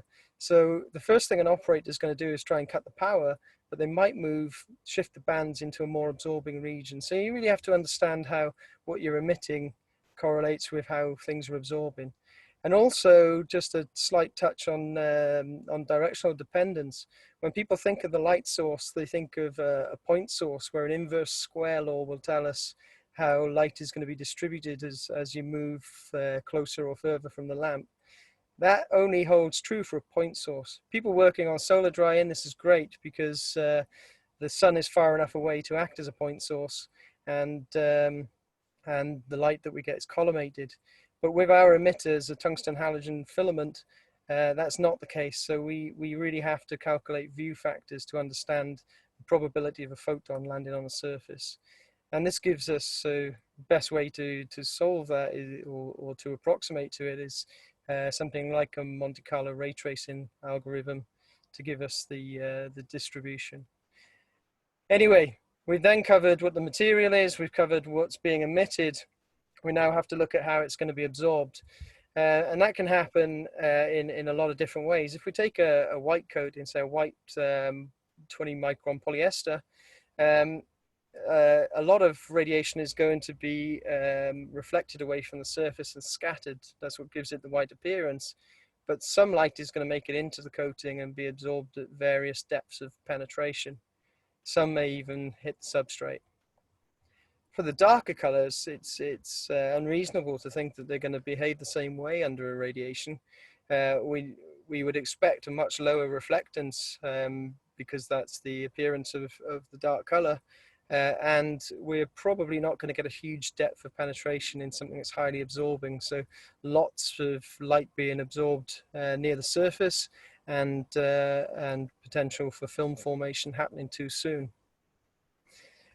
So the tool for this, of course, is spectroscopy, and looking across UV visible and near infrared, we can begin to understand how things absorb. We've cut the UV out of this because these coatings have UV absorbers, so not much use in transmission.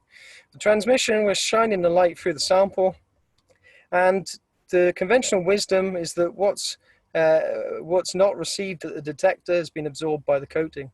So we have a clear coating at the top, a sort of yellowy color. This is giving a large transmission. Most of the light, roughly 90%, is making its way through to the detector. At the bottom, we have a black and a silver. These are highly absorbing. Please excuse the noisiness of the black. This is something that I use as an example to show students why you attenuate a highly absorbing sample. But ultimately, you can take my word for it, that should be a flat line rather like the silver. And that's telling us that not much light is getting through. With the white, some light is getting through, some isn't. And if we look at transmission in isolation, we would assume that what isn't is being absorbed. And if we were to go for a thicker coating, then more light would be absorbed, less would be transmitted. But when we look in reflectance, we see a totally different story. And that's the key point, is that you need to do all of these things to truly understand your material. So here, the black at the bottom is not reflecting very much. That's what we would expect. In these cases, we're going to assume that anything that isn't reflected is absorbed. And the silver becomes interesting because all of a sudden we realize that the amount that we assumed was being absorbed through transmission isn't true. In fact, roughly half of the photons are being reflected back. And when we look at the white, which is the kind of blue line, just to confuse you, we see an interesting pattern. In the visible region, so around sort of 380 nanometers to 680 nanometers, we have quite a lot of reflectance, but we have reflectance all the way through. But I recognize some features because I've looked at these things a lot. So around about 900 nanometers, we get a dip. And then from there on in the near infrared, I start to see things that look remarkably like a zinc surface. So light is making its way all the way through to the substrate and being reflected straight back out. How can I use that new knowledge? Well, if I'm trying to improve the efficiency of a coating line, what I do is put a black or a highly absorbing pre-treatment primer in. This way I'm getting absorbance through the coating, but I'm then getting all of the optical effects that we know that are dominated by titanium dioxide in the visible stay the same, but anything which makes it through to substrate gets absorbed, heats up the coating from the bottom up, and removes solvent giving a more uniform crosslink later. And if we look at that in terms of the spectroscopy, we overlay a few samples, so a couple of traditional ones, which look like the trace that we saw earlier, and the new one, the black line with the pre-treatment primer. In the visible region, they look the same. When you look at these samples, it looks like a white polyester. But the difference is that, that after sort of 850 nanometers, the titanium dioxide starts to become more transparent, and we can absorb the excess heat rather than the excess light rather than reflect it back out, giving us an efficiency boost. I'm absolutely whizzing through this to try and keep some semblance of time. But that then tells us how the material behaves to an arbitrary calibrated light source, where we've decided what 0% transmission and 100% transmission looks like. But what's really interesting is when we start to couple that with the energy available from a light source. I've switched from near infrared into solar here because it's sometimes more interesting. But effectively, if at every wavelength we add a weighting factor for the energy available from our emitter, then we can start to see how efficiently it's going to absorb the incident radiation. And in this case, sample A is a broad absorber, so it absorbs most of the light that's available. It has a very low total solar reflectance, so it's going to heat up nicely in the sun. Sample B, on the other hand, is reflecting away a lot of light at the point where there is a lot of it available from the sun. So that's not going to produce a particularly good, say, solar thermal material. And if you can measure the emissivity of the surface as well, you can then calculate some steady state temperatures for the solar reflective index. And you can model what temperature things will get up to in particular conditions. And of course, I've used solar in this example. You could use a near infrared light source, an infrared light source, and do the same technique. It doesn't just apply to paint. It started in paint, but we've applied similar thinking to photovoltaics, printed electronics, battery electrodes, photocatalysts, and so on. But just to try and get back into the topic of fecal sludge, where we are now is that's the approach that we take to solving a problem of drying a material. Some of those sorts of measurements do translate across to fecal sludge, and we've got a PhD who's been working on that area, and we saw some of the collaboration with Tosin and Santiago, and including some data going into the addendum that Santi mentioned. And we have some things which we're hoping will come out through that collaboration in the future as well. Some things in the pipeline and some things to work on. More broadly on solar absorption, we have Ginny, who's a PhD, working on the hot box that I've stolen this image from Santi's slides yesterday, but again a solar thermal driven fecal sludge dryer in Durban. And finally, I've got Larissa, and we've got Thai technocrats up next. So we'll hear about biochar, and Larissa's doing a PhD which has characterized biochar and is looking at enhanced crop growth and bio-derived materials. So that the approaches that we take, we're feeding back into the world of fecal sludge. So I'm there basically. I hope I've shown that whatever we try to dry, cure, or sinter with radiative methods, we need a thorough understanding of the materials and the availability of radiation, and those are the basic tools for it. Buildings are part of a system solution. If you've got time, when you can share the slides later, and there's a video that shows how the projects fit together. Please think if you've got a technology that could fit in. And finally, systems approaches are essential. So I've been working on this a lot to think about how we can get green recovery from COVID-19 by bringing all of our collective intelligence together with AI. Thank you very much. Thank you a lot, Ian. It was very interesting, and your presentation, and to see how your expertise in radiation and material can be applied for fecal sludge. We have here a point. Apologies for super fast pace there. I was just trying to squeeze everything in. No, it was good. It was good. I have a question here from John. He says, very interesting from the LADEPA system.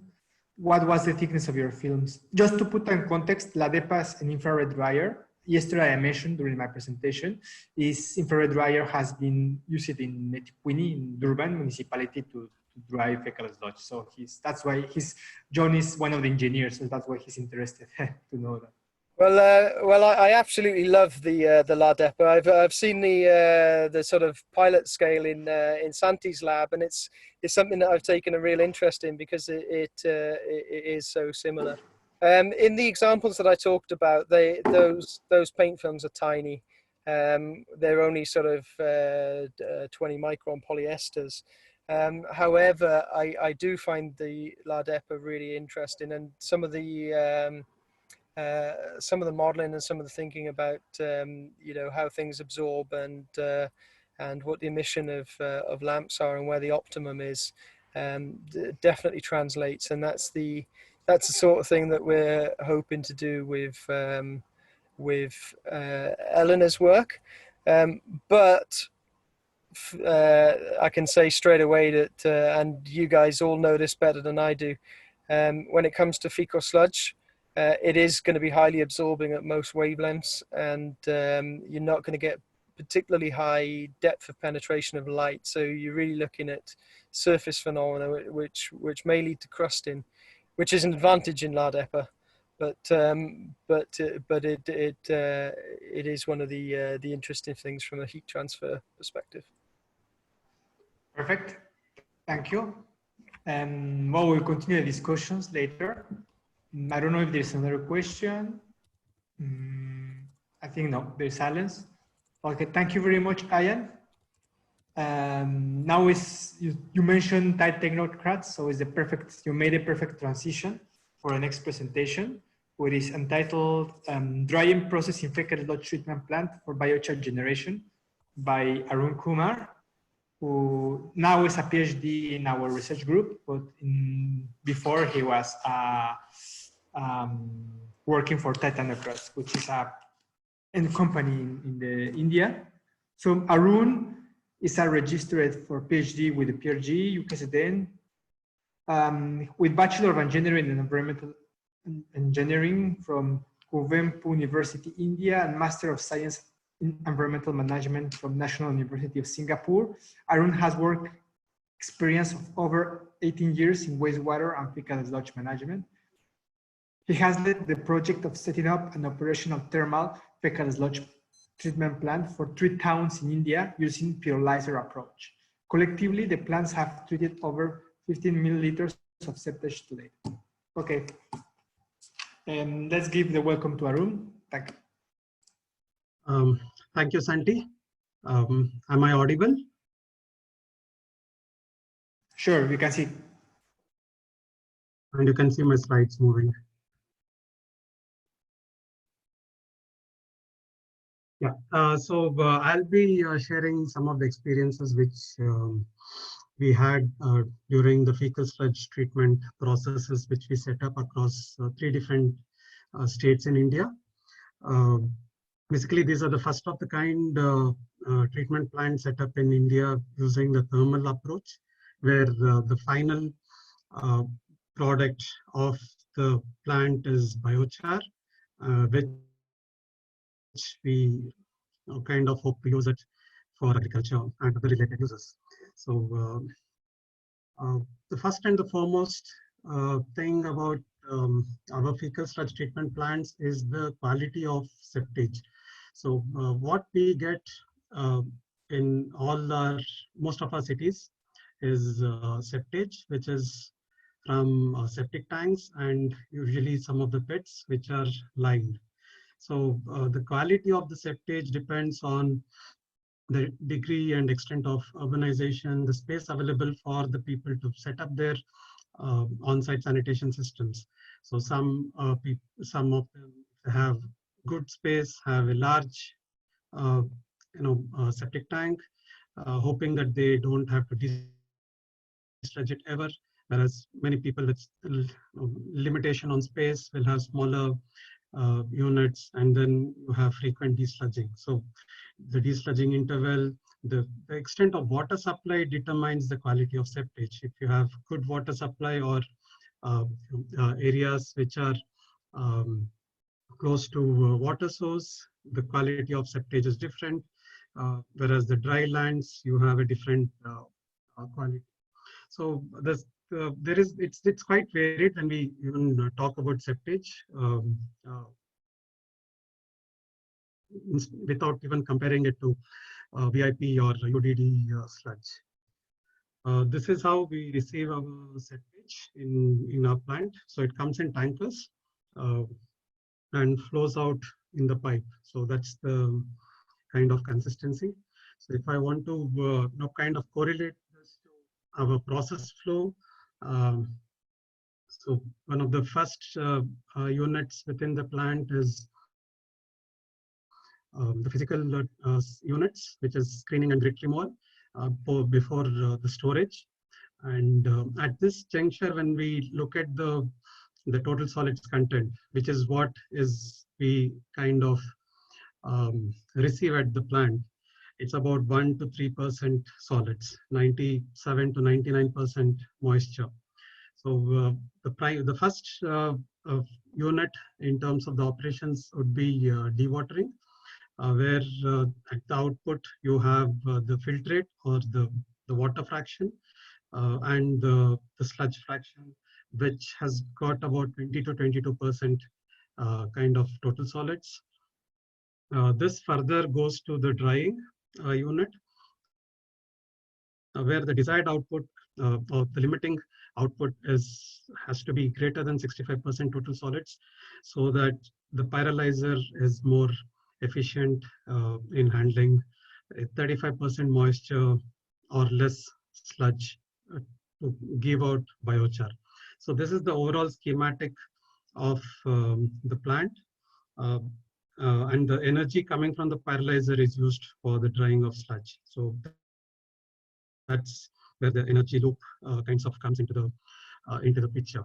So the entire unit is containerized in shipping containers, so that makes it quite compact and, if required, mobile also. If you look at the raw septage, the particle size distribution, most of the peak is somewhere between, somewhere at about 60 microns. So that's the general size of the septage particles which we receive. And as we get on to the next stage, which is the first stage, which is the dewatering stage, we tested quite a few options of dewatering. We tried the conventional centrifuge. We tried the bag filter, similar to what Jim presented yesterday. We tried the parabolic screen system without polymer addition. Most of the times we also tried it with polymer addition, but we somehow, we could never get total solids greater than 10 to 12%. So the sludge was still flowing, not really viscous. So finally, one of the successful units which we could set up and run is the mechanical dewatering unit called the volute press, which was quite effective. We could get it, the sludge at about 78 to 80% moisture content. It did involve addition of polymer quite interestingly, and I think that's what is experienced across most of the sludge using mechanical dewatering units. So one is the bound water, of course, was removed, but I think the polymer also kind of influenced the release of interstitial water thanks to the agglomeration and flocculation which occurred because of the polymer. So the dewatered sludge would then, from the dewatering unit, move on to the dryer. So after the look again at the polymer, the particle size distribution post polymer addition, there was a clear shift in the size of the particles. This is the septage, which is just entering the dewatering stage. So there was a clear shift in the size of the particles, as well as the curve is more smooth and bigger size in its diameter. So this is the volute press which was employed. It basically consists of three different parts. One is the polymer dosing and mixing unit, and within the screw you have the thickening unit and the dewatering unit. So kind of quite compact, low on energy, and on the right you can see the kind of output which comes out from the volute press. Post this is the drying stage. We kind of employed the convective drying process, belt dryer, which operates at about 60 to 70 degrees Celsius. Basically a radiator on top of the dryer, which is about 2 meters long, about 0.6 meters wide. It's designed to handle about 65 kgs of wet sludge over 45 minutes. So 45 minutes is the drying cycle. And the expected output from the dryer at the end of 45 minutes is sludge with a moisture of less than 35%. So that was one real expectation from the dryer. So this is how the dryer looks. So the dryer gets fed through a screw conveyor, and the sludge would fall into the hopper and then pass on across the screw conveyor onto the dryer. Screw conveyor at the end of the dryer, which will take the dried sludge onto the pyrolyzer. So I'd like to kind of highlight here what are the typical challenges which we came across, and what did we do to kind of address these challenges, and how effective was our actions. So yes, as I've been telling, that the limiting factor was the dryer had to produce sludge at a maximum of 35% moisture content. So if we run the plant completely with sludge, so we kind of see that there is a lot of surface drying which is occurring, and okay, now I see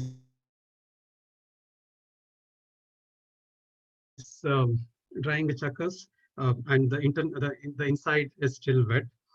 We also found that the sludge is kind of gets into a sticky phase when the total solids is between 25% to 40%, and there's a clinker formation which occurs in the fire pot.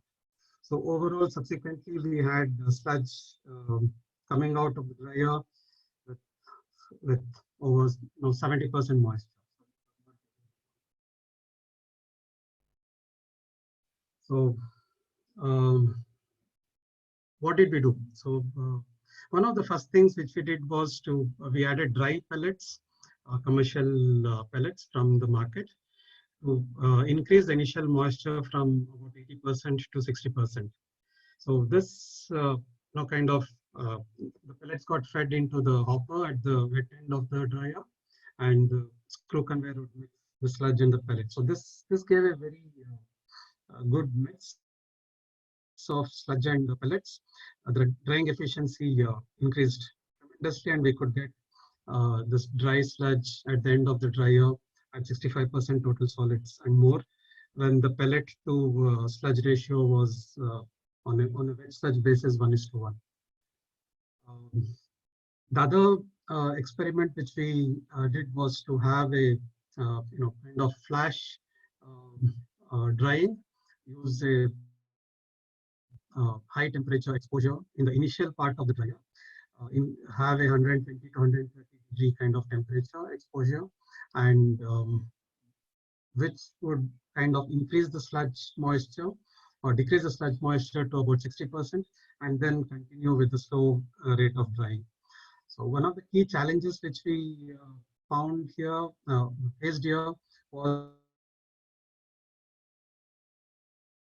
belt. So the belt would get burnt at this kind of temperature. So we had to really search for a good belt, and then we continued the experiments. The drying efficiency tremendously increased. The time from 45 minutes to 33 minutes, which was good. But then on the flip side, we had an electricity, power consumption, which increased by about 36%.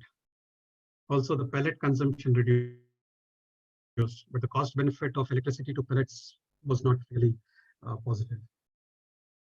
The other thing which was a small addition which we did within the was to have a kind of grade separator. The intervention within the belt so as to mix or turn. So this was quite effective. So it could achieve uniform drying across the entire surface of the sludge lumps. But yeah, this was kind of not, and this a single intervention was not really enough to get the moisture content to 35%. So this is like kind of could be done along with the interventions which I spoke about. The final one was the clinker formation, which was happening in the fire pot, in the pyrolyzer. So there is sand and silica which would come in the septage. So this we could generally not avoid it. The grit chamber does remove quite a lot of sand, but not really good enough to avoid the clinker formation in the pot. So one, of course, addition of pellets reduced the clinkers completely. We didn't have any clinkers, but then experiment using a slope plate instead of a pyre pot also kind of reduce the clinkers completely. So these are some ongoing trials which are happening. Overall, when we with all this we get biochar.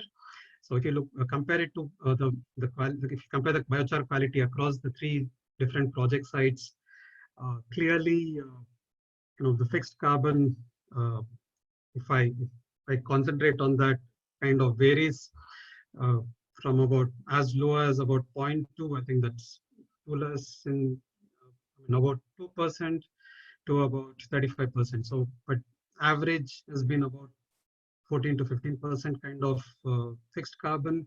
Volatiles are pretty low, ash content expectedly pretty high. So this is the kind of biochar which we get. And if I compare to a typical agriculture-based biochar, so the differences are quite significant. So this is the overall experience of our work in India. So some of the questions which we as practitioners struggle to find, and that's where we depend on research, is find the proportions of bound water and unbound water, and within the bound water, the 3 types: interstitial, venisal, and intracellular, and know the limits of this variance based on the different types of the on-site sanitation system, the age of sludge, the kind of usage which is being exposed to, the different properties of sludge and their correlation to the water content, and which processes can effectively influence these proportions so that the treatment mechanisms could appropriately be designed. For instance, anaerobic decomposition kind of reduces dewaterability to a very large extent, and the influence of EPS. So we need to kind of understand this much more. And of course, the use of biochar, as Ian just mentioned earlier, that how do we kind of effectively use biochar which we generate from the fecal sludge. I think with this, I kind of, in my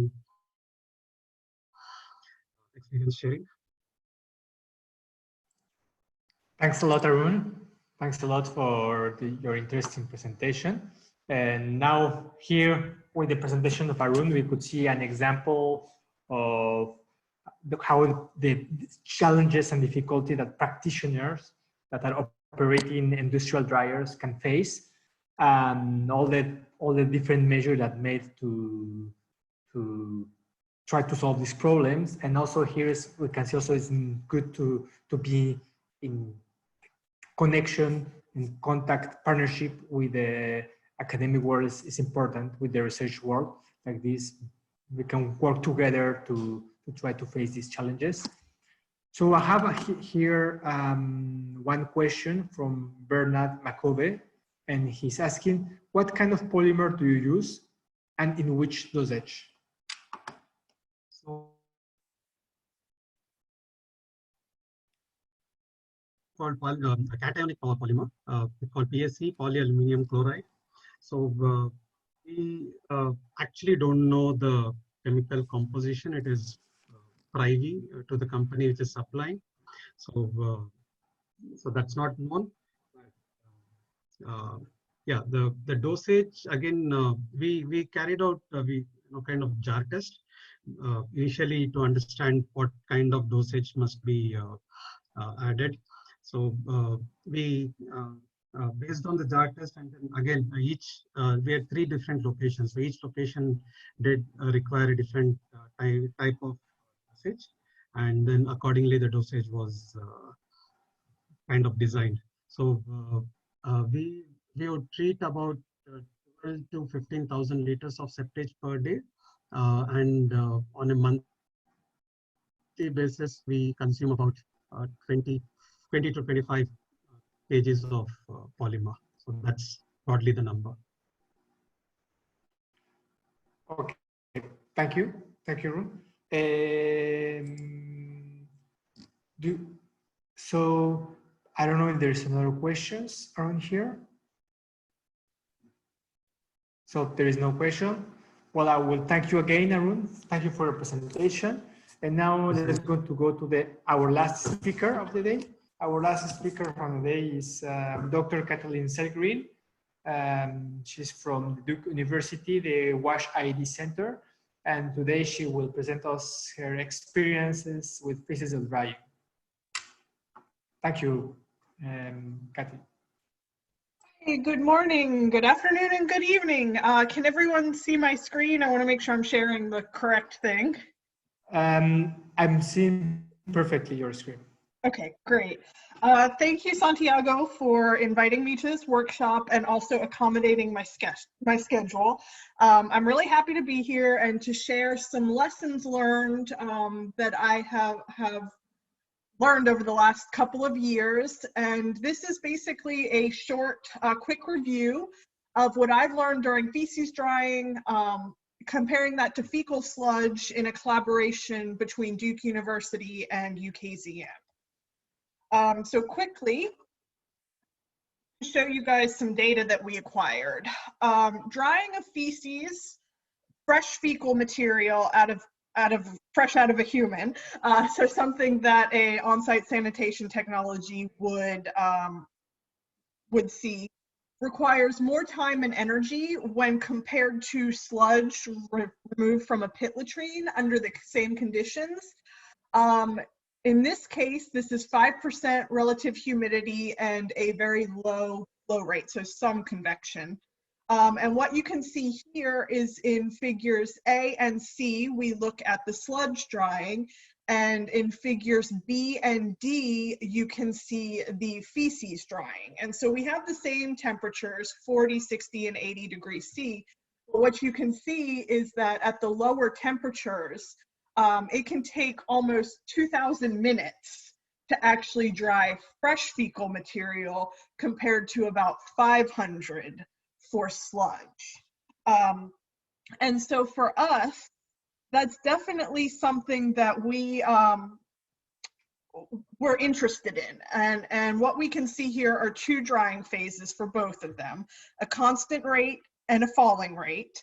But the constant rate for the sludge samples is an order of magnitude higher. And the critical moisture content for feces is higher than in sludge, meaning the constant rate occurred for longer in sludge. And one of the things that we hypothesize is that this is due to the lack of stabilization and increased bound water in fecal material. So one thing that we tried that I did not put on here for the sake of time is that we can condition feces. So we want to increase that unbound water to reduce our energy for drying. And we can condition feces by maybe incubating it with urine and flush water like it would be in a pit latrine in an on-site technology to maybe increase that bound water content. However, we need to determine how long that process will take and is it feasible for something that requires a small footprint. And what we found is that we do see some gains in as few as 4 hours. However, drying times beyond that did not buy additional gains up to 48 hours. So what this really tells us is that to be able to dry feces, we really need to look into new methods to economically convert the bound water to free water. And right now, we don't have a good method for that, but it will be very important for actually drying raw fecal material. So the next slide is just some observations and conclusions. As I've already mentioned, fresh feces requires more time and energy to dry than fecal sludge. High temperatures or low moisture contents are required to disinfect sludges or black water made from fresh feces. And this is a little bit different than a lot of what we see in literature for disinfecting. Disinfection usually happens at about 70 degrees C for fairly short periods of time, maybe 20, 30 minutes. However, we can take hours, even at 99 C, to disinfect something made from fresh feces. So fresh feces also makes disinfection much more challenging. What we also noticed is that fresh feces quickly develops a crust on the surface at temperatures above 100 C. And that increases the energy required to dry because that crust prevents water from diffusing from the center out. So basically we get something that's more like bread. It's crusty on the outside and kind of soft and moist on the inside. And that will really affect any type of combustion that we want to do afterward because we retain that moisture content. And then, as I've seen other people mention, feces should be shaped into whatever form you want it to go into your combustor or pyrolysis system before drying, because it goes through a sticky phase that we have found to range anywhere from 70% to about 40%. And during that sticky phase, you really can't manipulate it. So as soon as you get it at about 75, 80% in its fresh raw form, you need to go ahead and manipulate it to whatever you want its final form to be. What we also found was that the drying material, whatever we dry that fecal material on, is very important. Essentially, if you have the wrong material, it will cross-link into that material and then you will never be able to release it. We have found, I believe, polyester to be a pretty good material that shows consistent release of dried fecal material. So that's my entire presentation and lessons learned. Wanted to keep it short, but I would be happy to take any questions anybody has.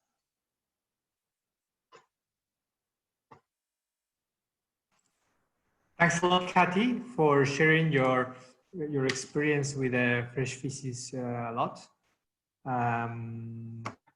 I have the pleasure to work with you a lot in these kinetics aspects. So yes, I don't know if somebody has a question from Kari, some question about our presentation. Here we go. We have a presentation from Geoffrey, who's asking, fecal sludge is from latrines? Yes, fecal sludge is from latrines. I think Santiago can tell us a little bit more about that, but I believe they were VIP latrines in South Africa, and the sludge was aged or up to 5 years of age. Exactly, that's correct. That's correct. Somebody has another question? Well, thank you, Kathy. It was very nice to hear about your kinetics study, and we see that you learn a lot for your design of for the system that Duke was working on. And I think together we learn a lot about fecal sludge and feces drying. Yep. Thank you, Santiago. We have another question again from Geoffrey.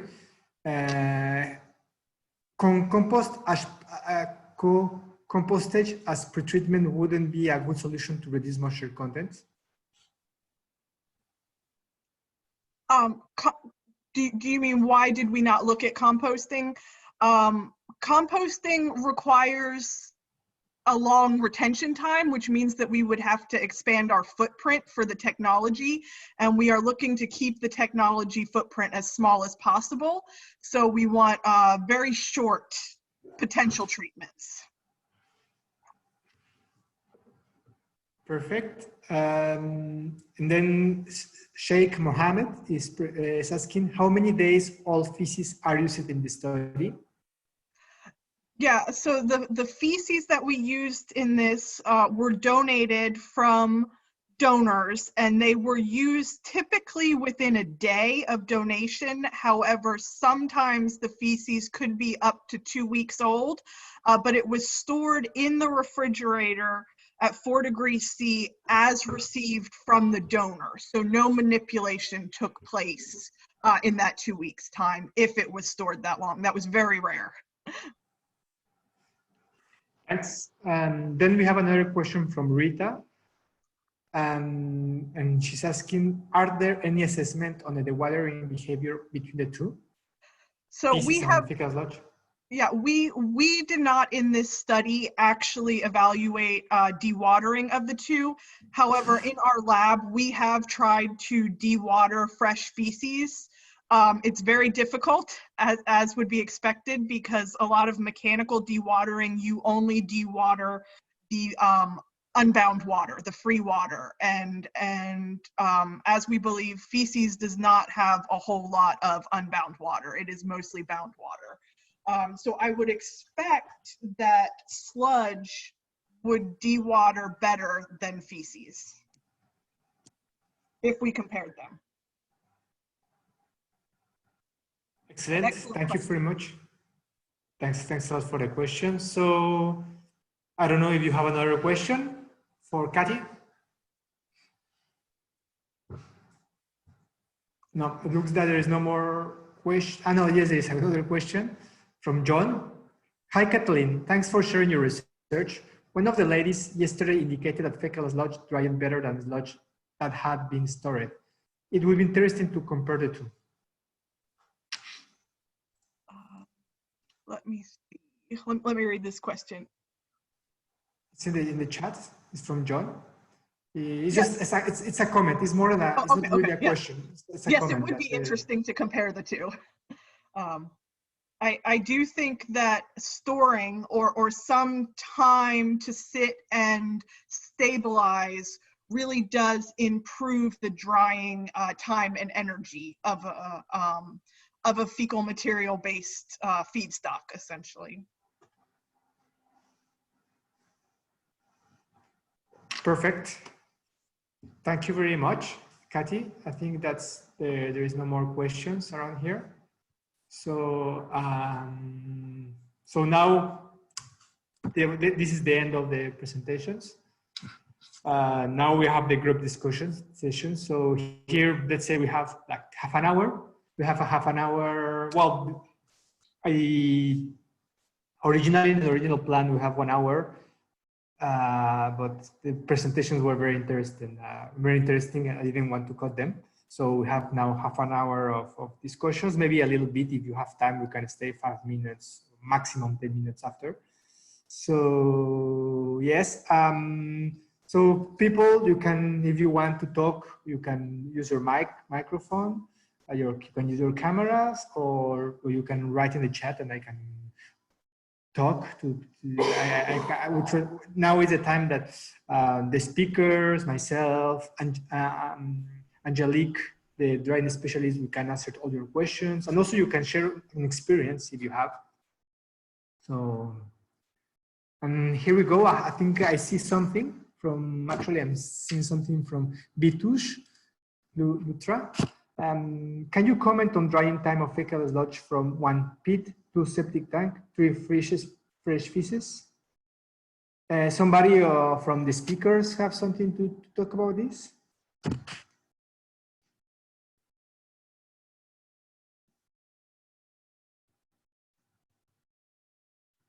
Maybe, or somebody from the audience? Santiago, can you repeat the question?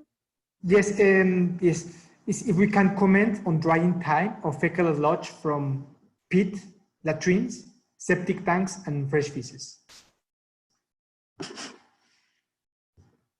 Yeah, so I can certainly talk about fresh feces. Fresh feces varies from about 1,000 to 2,000 minutes for about 45 grams spread to about 7 millimeters thick. So it really does take a long time for us to get fresh feces to dry.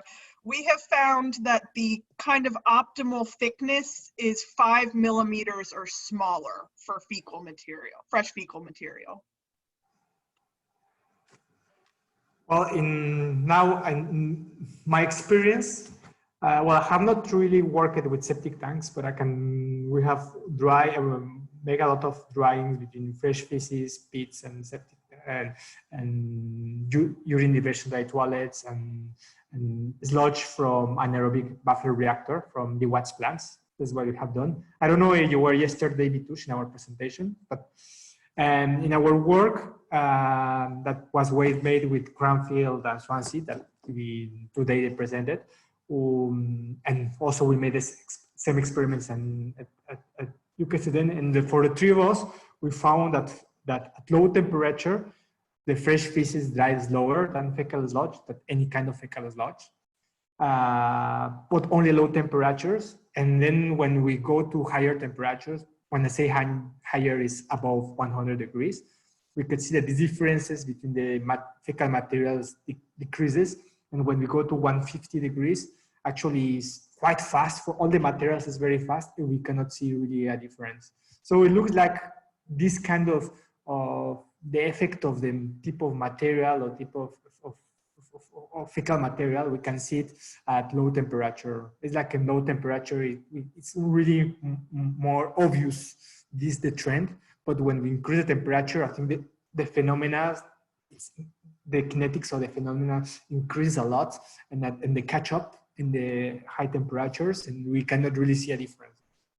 Maybe the difference is very subtle, and we cannot perceive it by the experimental means.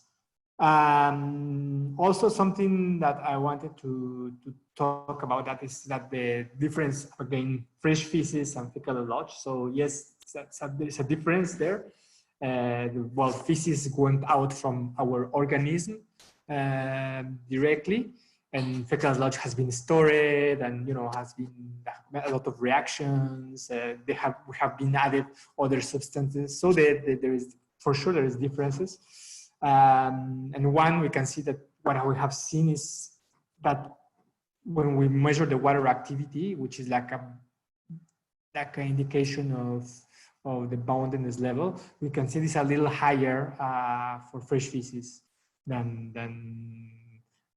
the other fecal sludge. So that this could be that show that it's not too much. It's not like a big difference, but it's a small differences of water activity.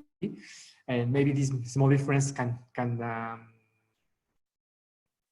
can explain why the feces it's lower. And yes, I think then we have a new project that is starting with Arun. Arun is the that he presented us today. The experience in titanography. And the topic of his PhD is about try to understand the difference of boundedness between fecal sludges and feces and how this translates into difference of drying and dewatering. Oh, we have 3 more questions or comments. Rita El Jahad, can anyone recommend bioflocculants or polymers to be used in dewatering that have minimum impact on end products like compost in terms of contamination? Maybe Arun, or I don't know, Arun, or I don't know if Jacqueline is still connected, can answer, or somebody else if they know. Maybe I'll try answering that, Santi. So, well, polymer, especially the commercial polymer, is a microplastic. So the less we use it, the better. So, so there's no typically there's no studies which have been carried out on the effect of bioflocculants on the quality of compost yet. But the ideal situation would be to have an organic bioflocculant or eliminate use of polymer completely. So that's where we need to better understand the sludge quality in terms of its water retention. So that if we could, in the process, avoid use of polymer, that would be a fantastic.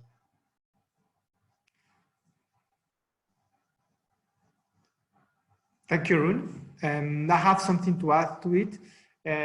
Rita, well, I'm not a specialist at all in bioflocculants and polymers, so I cannot really guide you, but I know I can give you the contact of somebody that can really help you. It's from Sandek IWAC as a research center in Switzerland, and they have worked a lot on the watering of fecal sludge from septic tanks or similar technologies, type of on-site sanitation.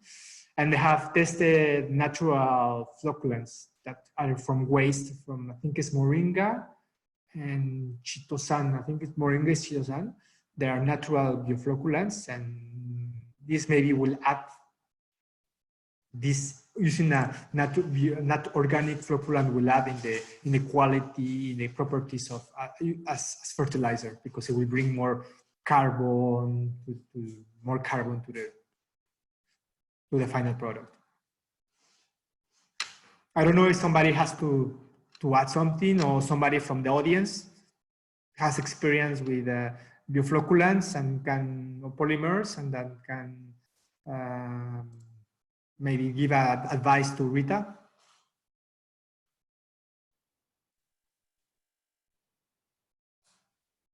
Well, we don't have. So Rita, you can send me a private message, or you have my email, I think. So, and I will give you the contact of this person that can help you. Then we have another question from Sagar Datrai Patil. How important anaerobic stabilization for effective drying of the fecal sludge? Somebody wants to answer this question.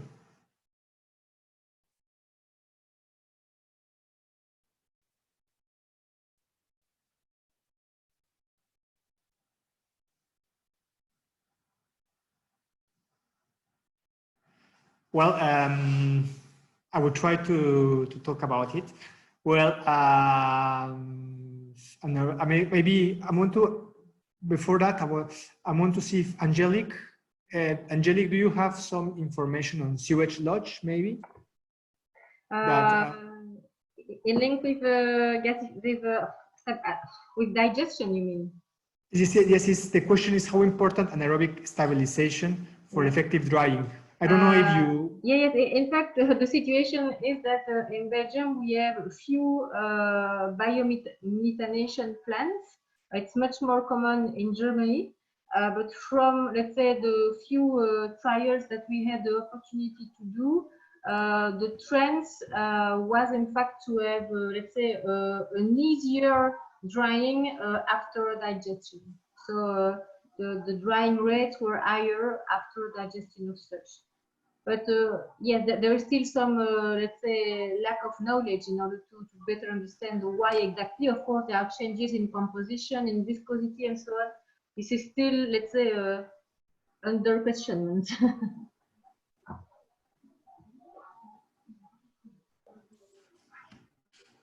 Thank you very much, Angelique. Thank you very much.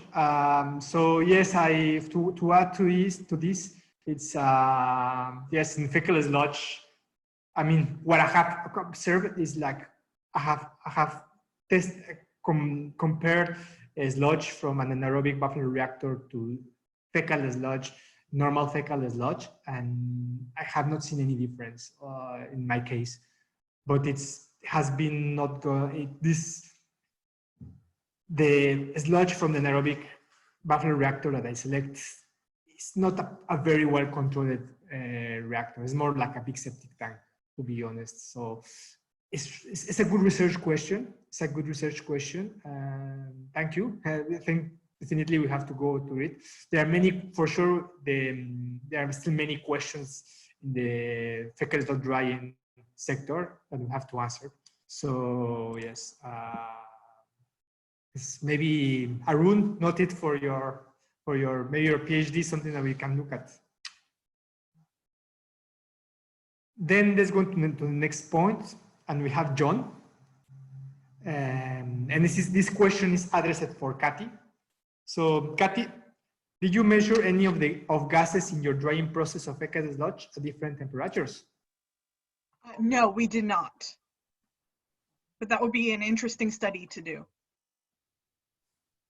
And I am going to add something for John, that it's this work. I mean, I have worked a little bit on analysis of the composition of the gas of gases of the drying process. I have worked a little, but it was just exploratory experiments.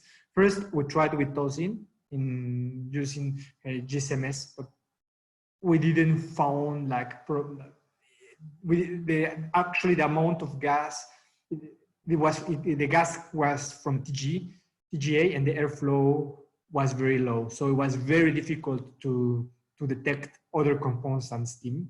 I think they were very diluted.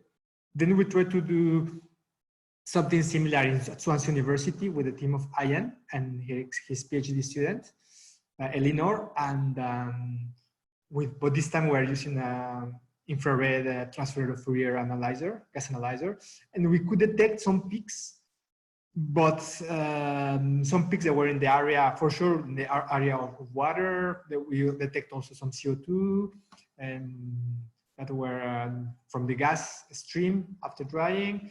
And we also detect in some areas where we know there are like organics, but we couldn't detect which organics. But at least we know that there are some organics, and this is something that we could expect, but because there's a smell when we dry the sludge, and when our experimenters and our research group have noticed that there's when you dry, especially from initial moisture content about approximately to 30% of moisture content, is very strong, the smell, and the smell changes.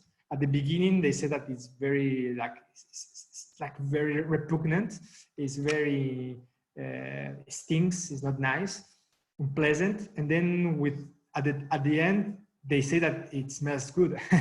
They really say that it smells good, like sugary, like something similar, like making a cake. Like there was a change of smell. So that means, I mean, our nose is a receptor of smells, but we cannot identify, well, at least we're not trained to see what compound to which smell.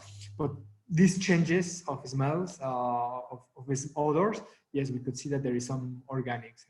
And for sure, it will be very interesting to see that. Also, there was some work that some other experiences that I heard about it, and about drying. the gas of drying, and there's also we could see that there were also some more VOCs that were detected, some amounts of VOC that were detected. So yes, there is some there. We have not a composition of the gas, but we know that there is a lot of organics going out with drying. But this doesn't affect the volatile solid content in a significant way. That means that it's very, very small amount of volatiles that leave the material. And at the end, there is not really a loss of mass of the dried material. That's what we have measured it by experience, but there is in a very in traces, in small amounts of, in small concentration, yes, there's organic compounds that are volatilized and causes these odors. Okay, let's go to the next point because there are coming more and more questions. Here we have with Hiran. Have you tested for the reduction in Helminth X by microwave treatment? Is this treatment effective in activating Helminth X? I am afraid that Hector, that he was doing the presentation of microwave treatment, left because he had other appointments.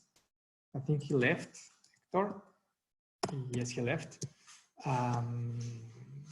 So I cannot answer you this question, but I think you can see in the chat.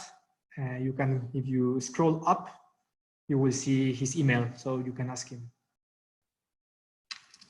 And also there is the papers, so you can read the papers.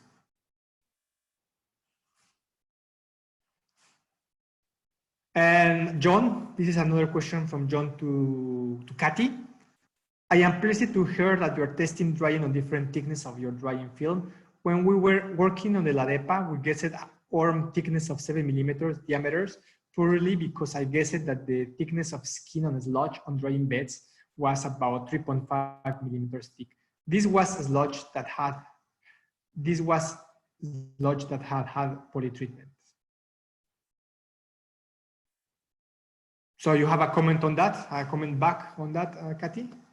Yeah, thickness is actually very, very important when it comes to drying at least fresh fecal samples. If it's too thick, we have found you can go days and not actually dry the center of that material. And that's another reason why putting it in the final form that you want it in before you start drying is so important. Because you do need to spread it fairly thin. And if you dry it into the sticky phase, you'll never be able to spread it as thin as you actually need it to be. So yeah, thank you for that comment.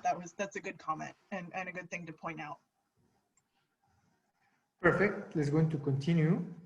Here, Mr. Balomuruga is asking how to reduce the smell from treated sewage water biodigester system. So somebody has a experience in other management?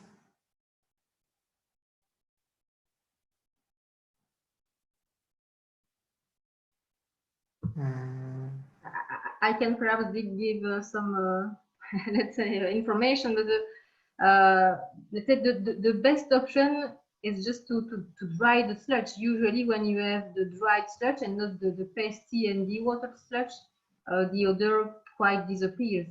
So that's one of, let's say, of course, costly option. It depends on what source of energy you have. But yes, if you dry the product, you can reduce the odors.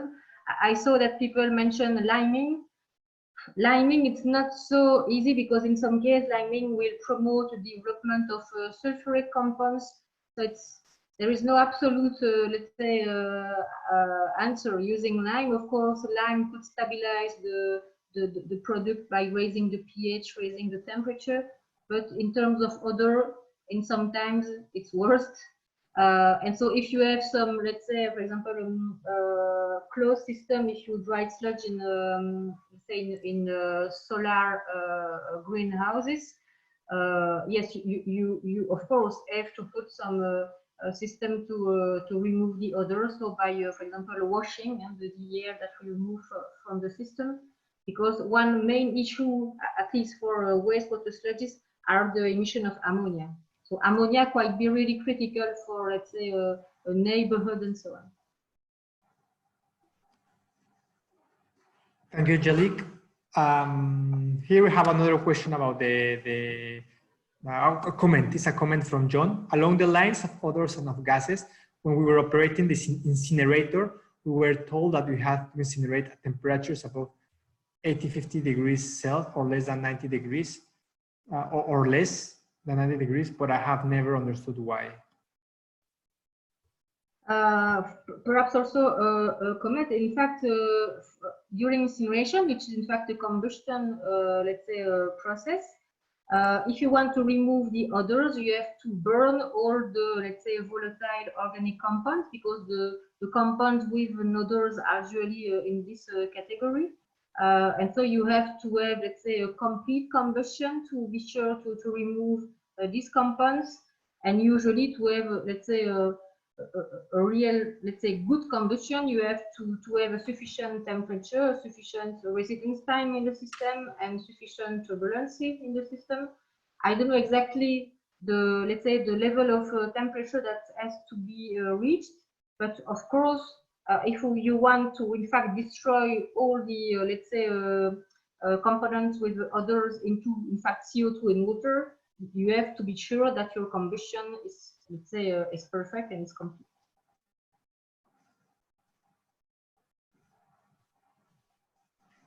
Here we have a comment from Ayan. Maybe you can tell your comment about others, if you are still there, Ayan. Yeah, I'm still here.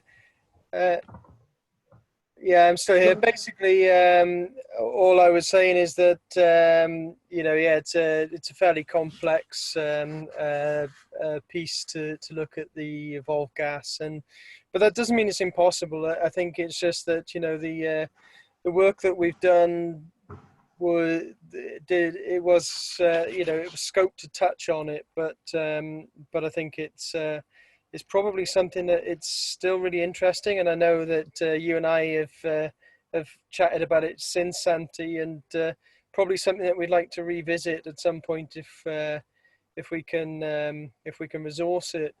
But I think the challenge that we've had, you know, and I kind of touched on it a little bit in my talk. Like, when I look at a paint system, it's not straightforward, but it's doable, because we know exactly already what we're looking for at particular thermal events. So, you know, I know what solvent blend has gone in, so I know what I'm looking for when that comes out. And when we get cross-linking, the condensation releases methanol. So I'm anticipating those things. I think with this, there's just a bit of work to do initially with the sludges, so that we have an idea what's likely to be there, and then we could build in some internal standards to calibrate the system. And then once we'd done something like that, then I think we'd have a really good chance of doing a thorough characterization of the evolved gases. But I think it's useful to have the two techniques as well, because the infrared is always going to be fairly basic, because there's no separation involved. But what it's really good at is there's a very, very short time in a heat transfer line between evolving gas from the thermal analysis through to an IR gas cell. So you get almost a sort of a real-time view of what's happening. And then if you go into GCMS from there, you can correlate back, because once you go into the GCMS and you separate out the components, then the retention time in the GC makes it quite difficult to track back to the thermal event. So that's really all that the message is saying, is that I think it's actually a really exciting piece of work, and you know, maybe we'll get the chance to do it, but if not, and someone else does, then let us know, and you know, we can maybe help with some guidance. Perfect, thank you. Yes, it's you said it's like it's challenging all the gas analysis is, you know, as we try in the the drying project, we Yeah. tried to analyze the gases was quite challenging, and there are Yeah. things that we have to improve. I kind of think it's almost a project in itself. I think that, you know, we attempted to have a quick look by sort of tacking it on to the end of a drying project, but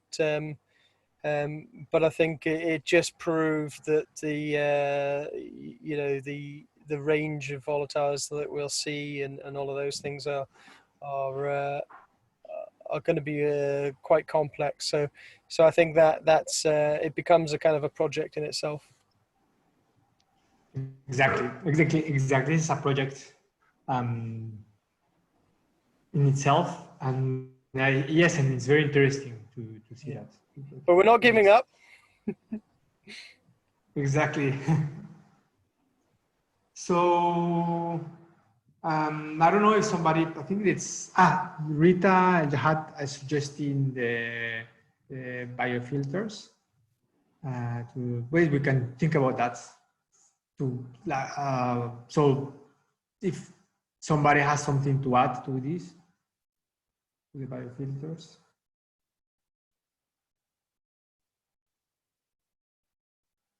Okay, so perfect. We'll take your suggestion. I think there are many options and strategies for the mitigation of the smells, and definitely I remember this another anecdote, but when we performed the experiments at our laboratory with fecal sludge, drying of fecal sludge, people complain, even though we're in laboratory, but normally there's a lot of smells from your treatments of urine and feces, and one of the, I think, smell that people dislike the most complain is pyrolysis and drying, and especially the first stage. It's very unpleasant at the beginning. Then it changes, but it's but that's it. I have another question here I can see from Pedro Kramer. To all the experts, would you say that increasing emptying periods of pit latrine septic tanks aging will decrease the drying time for respective fecal sludge? Somebody has a comment for this?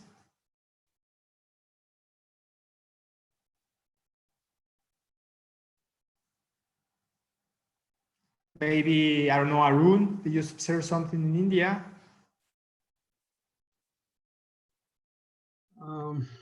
Hi, Pedro. There's no real knowledge on this, because we do not have any know-how on the emptying intervals of the septic tanks and pits. Usually it ranges from as low as 6 months to as high as about 15 years.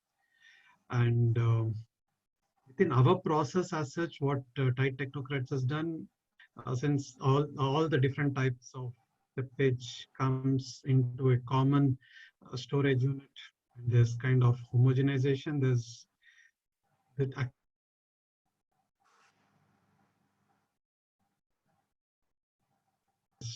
We don't have the opportunity to notice that, but I don't know, maybe, yeah, I think that's more or less our experience with the septic tanks. Here in Durban, we really don't have. We have measured the kinetics, the drying kinetics in the laboratory in a very controlled conditions of different types of fecal sludge, and we found very similar results, even though they had the composition was not exactly the same. In all the cases, fecal matter is the main component, but sometimes there is more or less urine and other stuff. And we found similar drying results. So from this, I could arrive to a provisionary hypothesis that the once it's degraded, there is a point when there's a threshold above which when it's further degraded the sludge, it doesn't have an impact on its drying capabilities. And that's why the different sludges that we tested have similar drying kinetics. But this is something that the problem here in Durban is like it's difficulty in practice to trace to know the real age. So we have approximately ages. For example, UD is three years and VIP is 5 years, and we see that between 3 and 5 years, this was not very different. That's the only thing I can say about that.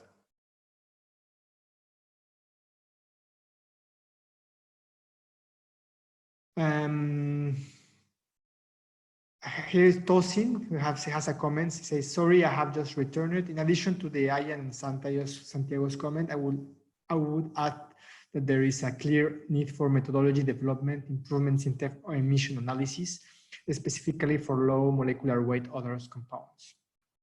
I don't know if you're there, Tosin, if you want to add something else to this.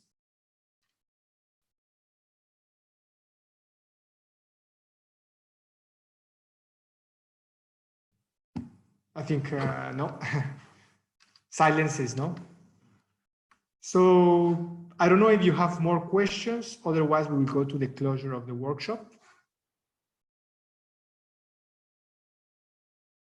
I think so there is silence again. So that's I will take this as there's somebody else. I have two other messages.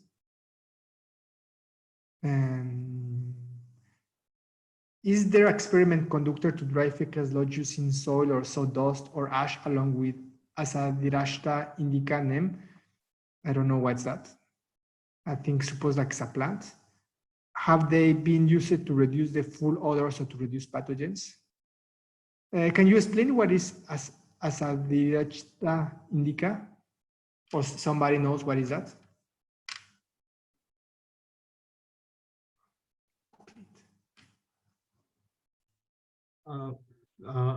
Santi, that's a type of plant which is used in India for disinfecting generally.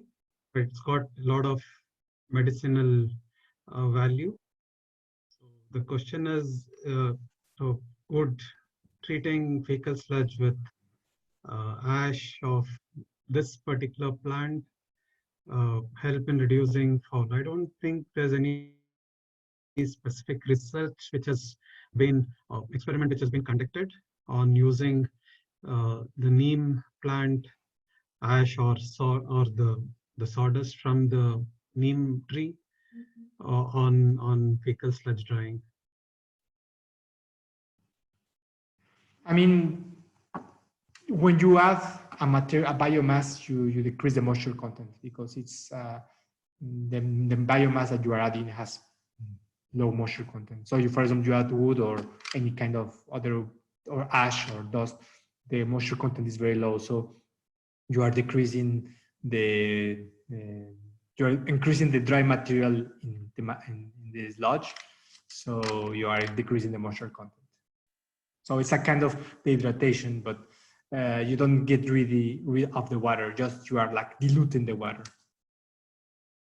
Okay, I think we're going to go to conclusions, into the closing remarks, and I would like to say if Angelique, if you can say the closing remarks from this workshop and your comments, your last comments to this audience.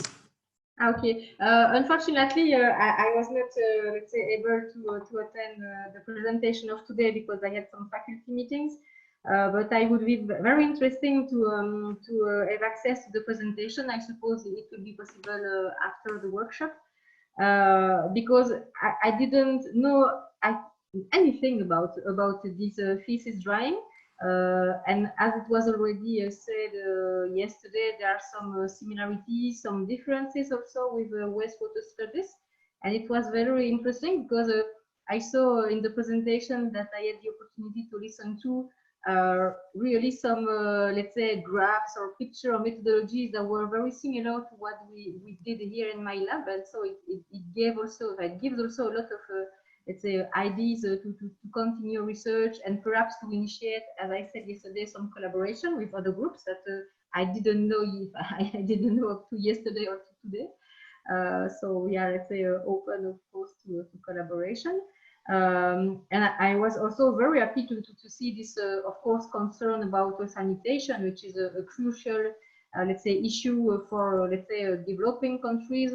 Of course, in Europe, in some situation, we have to remind us that we are so comfortable and we are so lucky to have, let's say, the very modern systems that we have here. But of course, we have to transfer knowledge as much as possible to the countries where there is still this issue about sanitation. And even if we are not in the same situation, if we can help with some, let's say, a comparison or some, let's say, a parallelism between our material and yours, it's, I think, a good idea. So I really want to thank Santiago for, let's say, organizing this meeting. And it was a nice opportunity to, let's say, to meet even virtually some perhaps let's say researchers that didn't know before, and also to better know this let's say topic about feces drying. So thank you very much.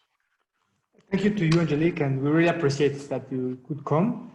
Thank you. And yes, well, I mean, I think if you want, if somebody wants to be in contact with you, can I share your email?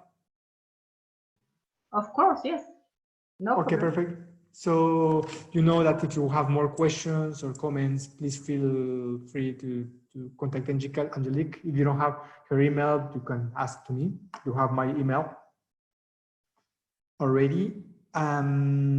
Patricia unfortunately had to leave us like half an hour before, but before leaving, she sent me her comments about this session that I'm going to read now.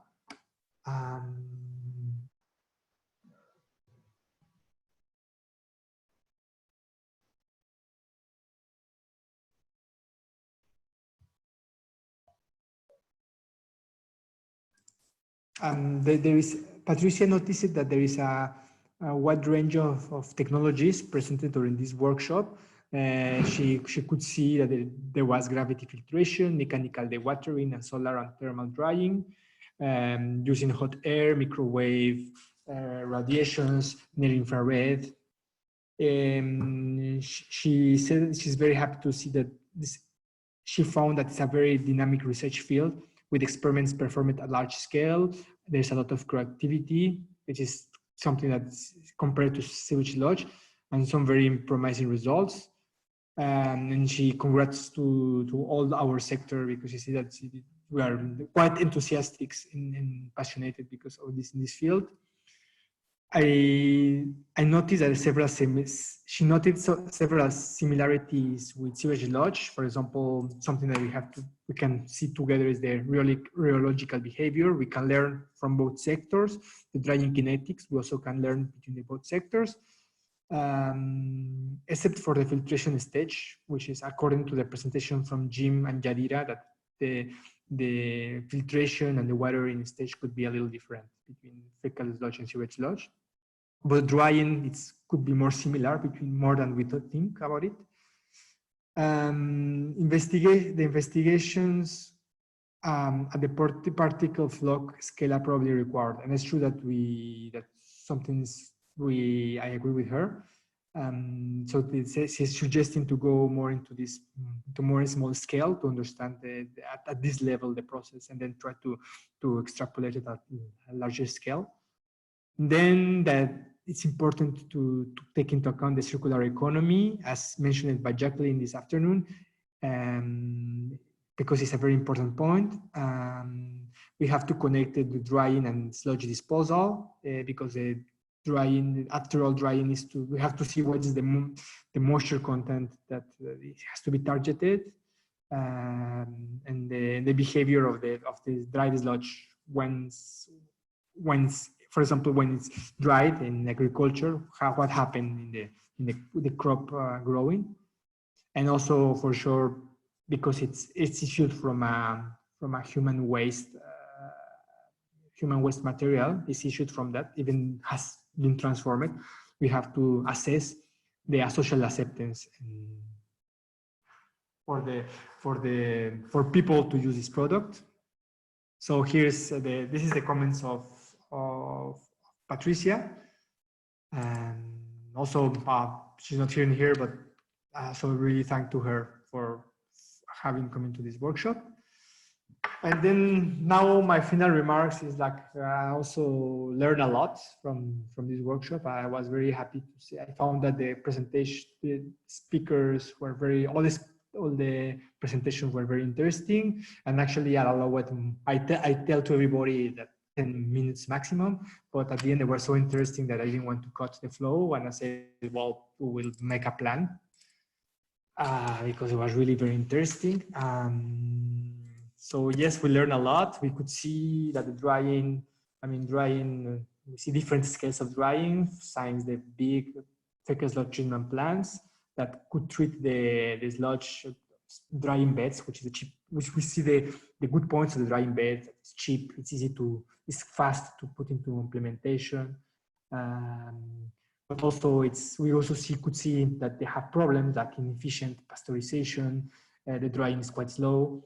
And in the other side, for big plants, we see Arun, which is the using of the water and thermal drying, and we could see that the results are better results. But for sure, we need more capex, higher capex and opex, for sure, much more higher. But if we want to go, if it depends on the context. And if we have the means and we need a faster drying, we have to think more in thermal drying processes. And then we can think something intermediary between the drying beds, which are low cost, and the thermal drying that are high capex but high performance also. Even though they have high performance, there are challenges, as we could see with Arun, that are also going to be challenges. But still there we can have high performance. Something between them could be solar drying, like use of greenhouses or solar thermal systems that will require a certain investment to, for example, put a greenhouse, put some absorbers. The work from Ian shows us that the sludge could be used, that could be a good absorber of Faecal Sludge of solar energy. So yes, so we could think in something intermediary at this large scale. Also during this webinar, we could, or this workshop, we could see that the small scale.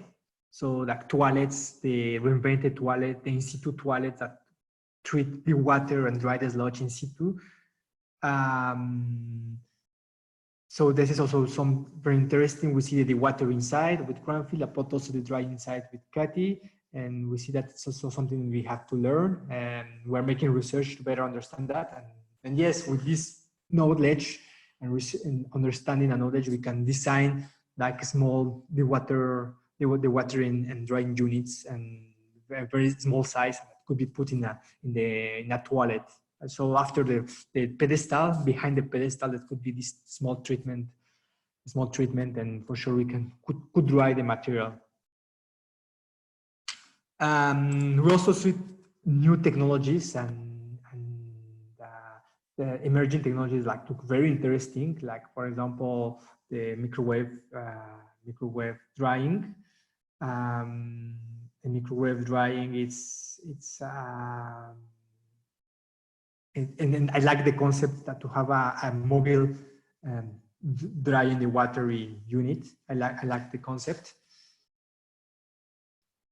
So it's important also. I mean, the transportation of the sludge has a lot of water, so transported it from one point to another, it's very expensive because of that. So if we can manage to bring the drying unit or have a drying unit in situ, we could dry there the sludge, and there we will transport dry the sludge, which is much less heavier, less voluminous, so will be much more performance in terms of transportation.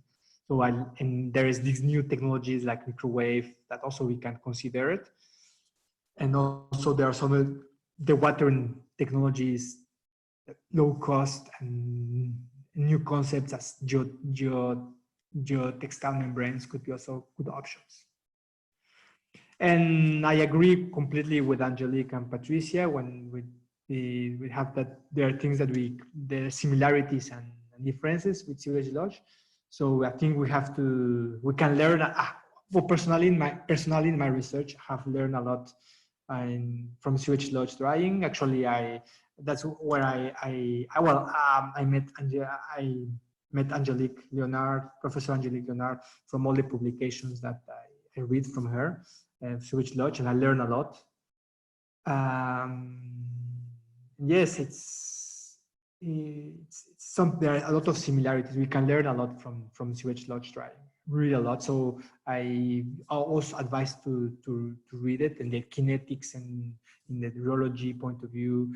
Even the phenomena is not going to be exactly the same. We can use the methodologies to and then apply it for Faecal Sludge. So for sure, in Sewage Lodge, I feel like they are much more advanced stage in research. So we can learn a lot from them, from their methods, from what they have studied, and try to bring it in our side. And I'm sure that Angelique and also, as Patrice indicated in her comments, they learn a lot from our side. So there's an interesting synergy and transfer of knowledge between these two fields. Well, that's it. So I'm closing the workshop now. Thanks a lot for the speakers, for all the speakers, for Patricia, Angelique. Thank you a lot again, and thanks a lot for the audience. You put very good questions. You were very enthusiastic, and there was much more people than I was expecting. And I think that you after this workshop you have learned something about sludge, and I think I want to be in contact with you to transfer you the material from this workshop, and then yes, don't be shy. Try to contact us if you want to connect you with somebody of the speakers, or if you have further questions, or you want to make collaborations on drying, just send us an email. And we'll discuss. Thank you very much to everybody. I wish you to have a good afternoon, good morning, good night, depends on which part of the world you are. It was a pleasure to hold this workshop, and hope to see you next time. Thanks a lot to everybody.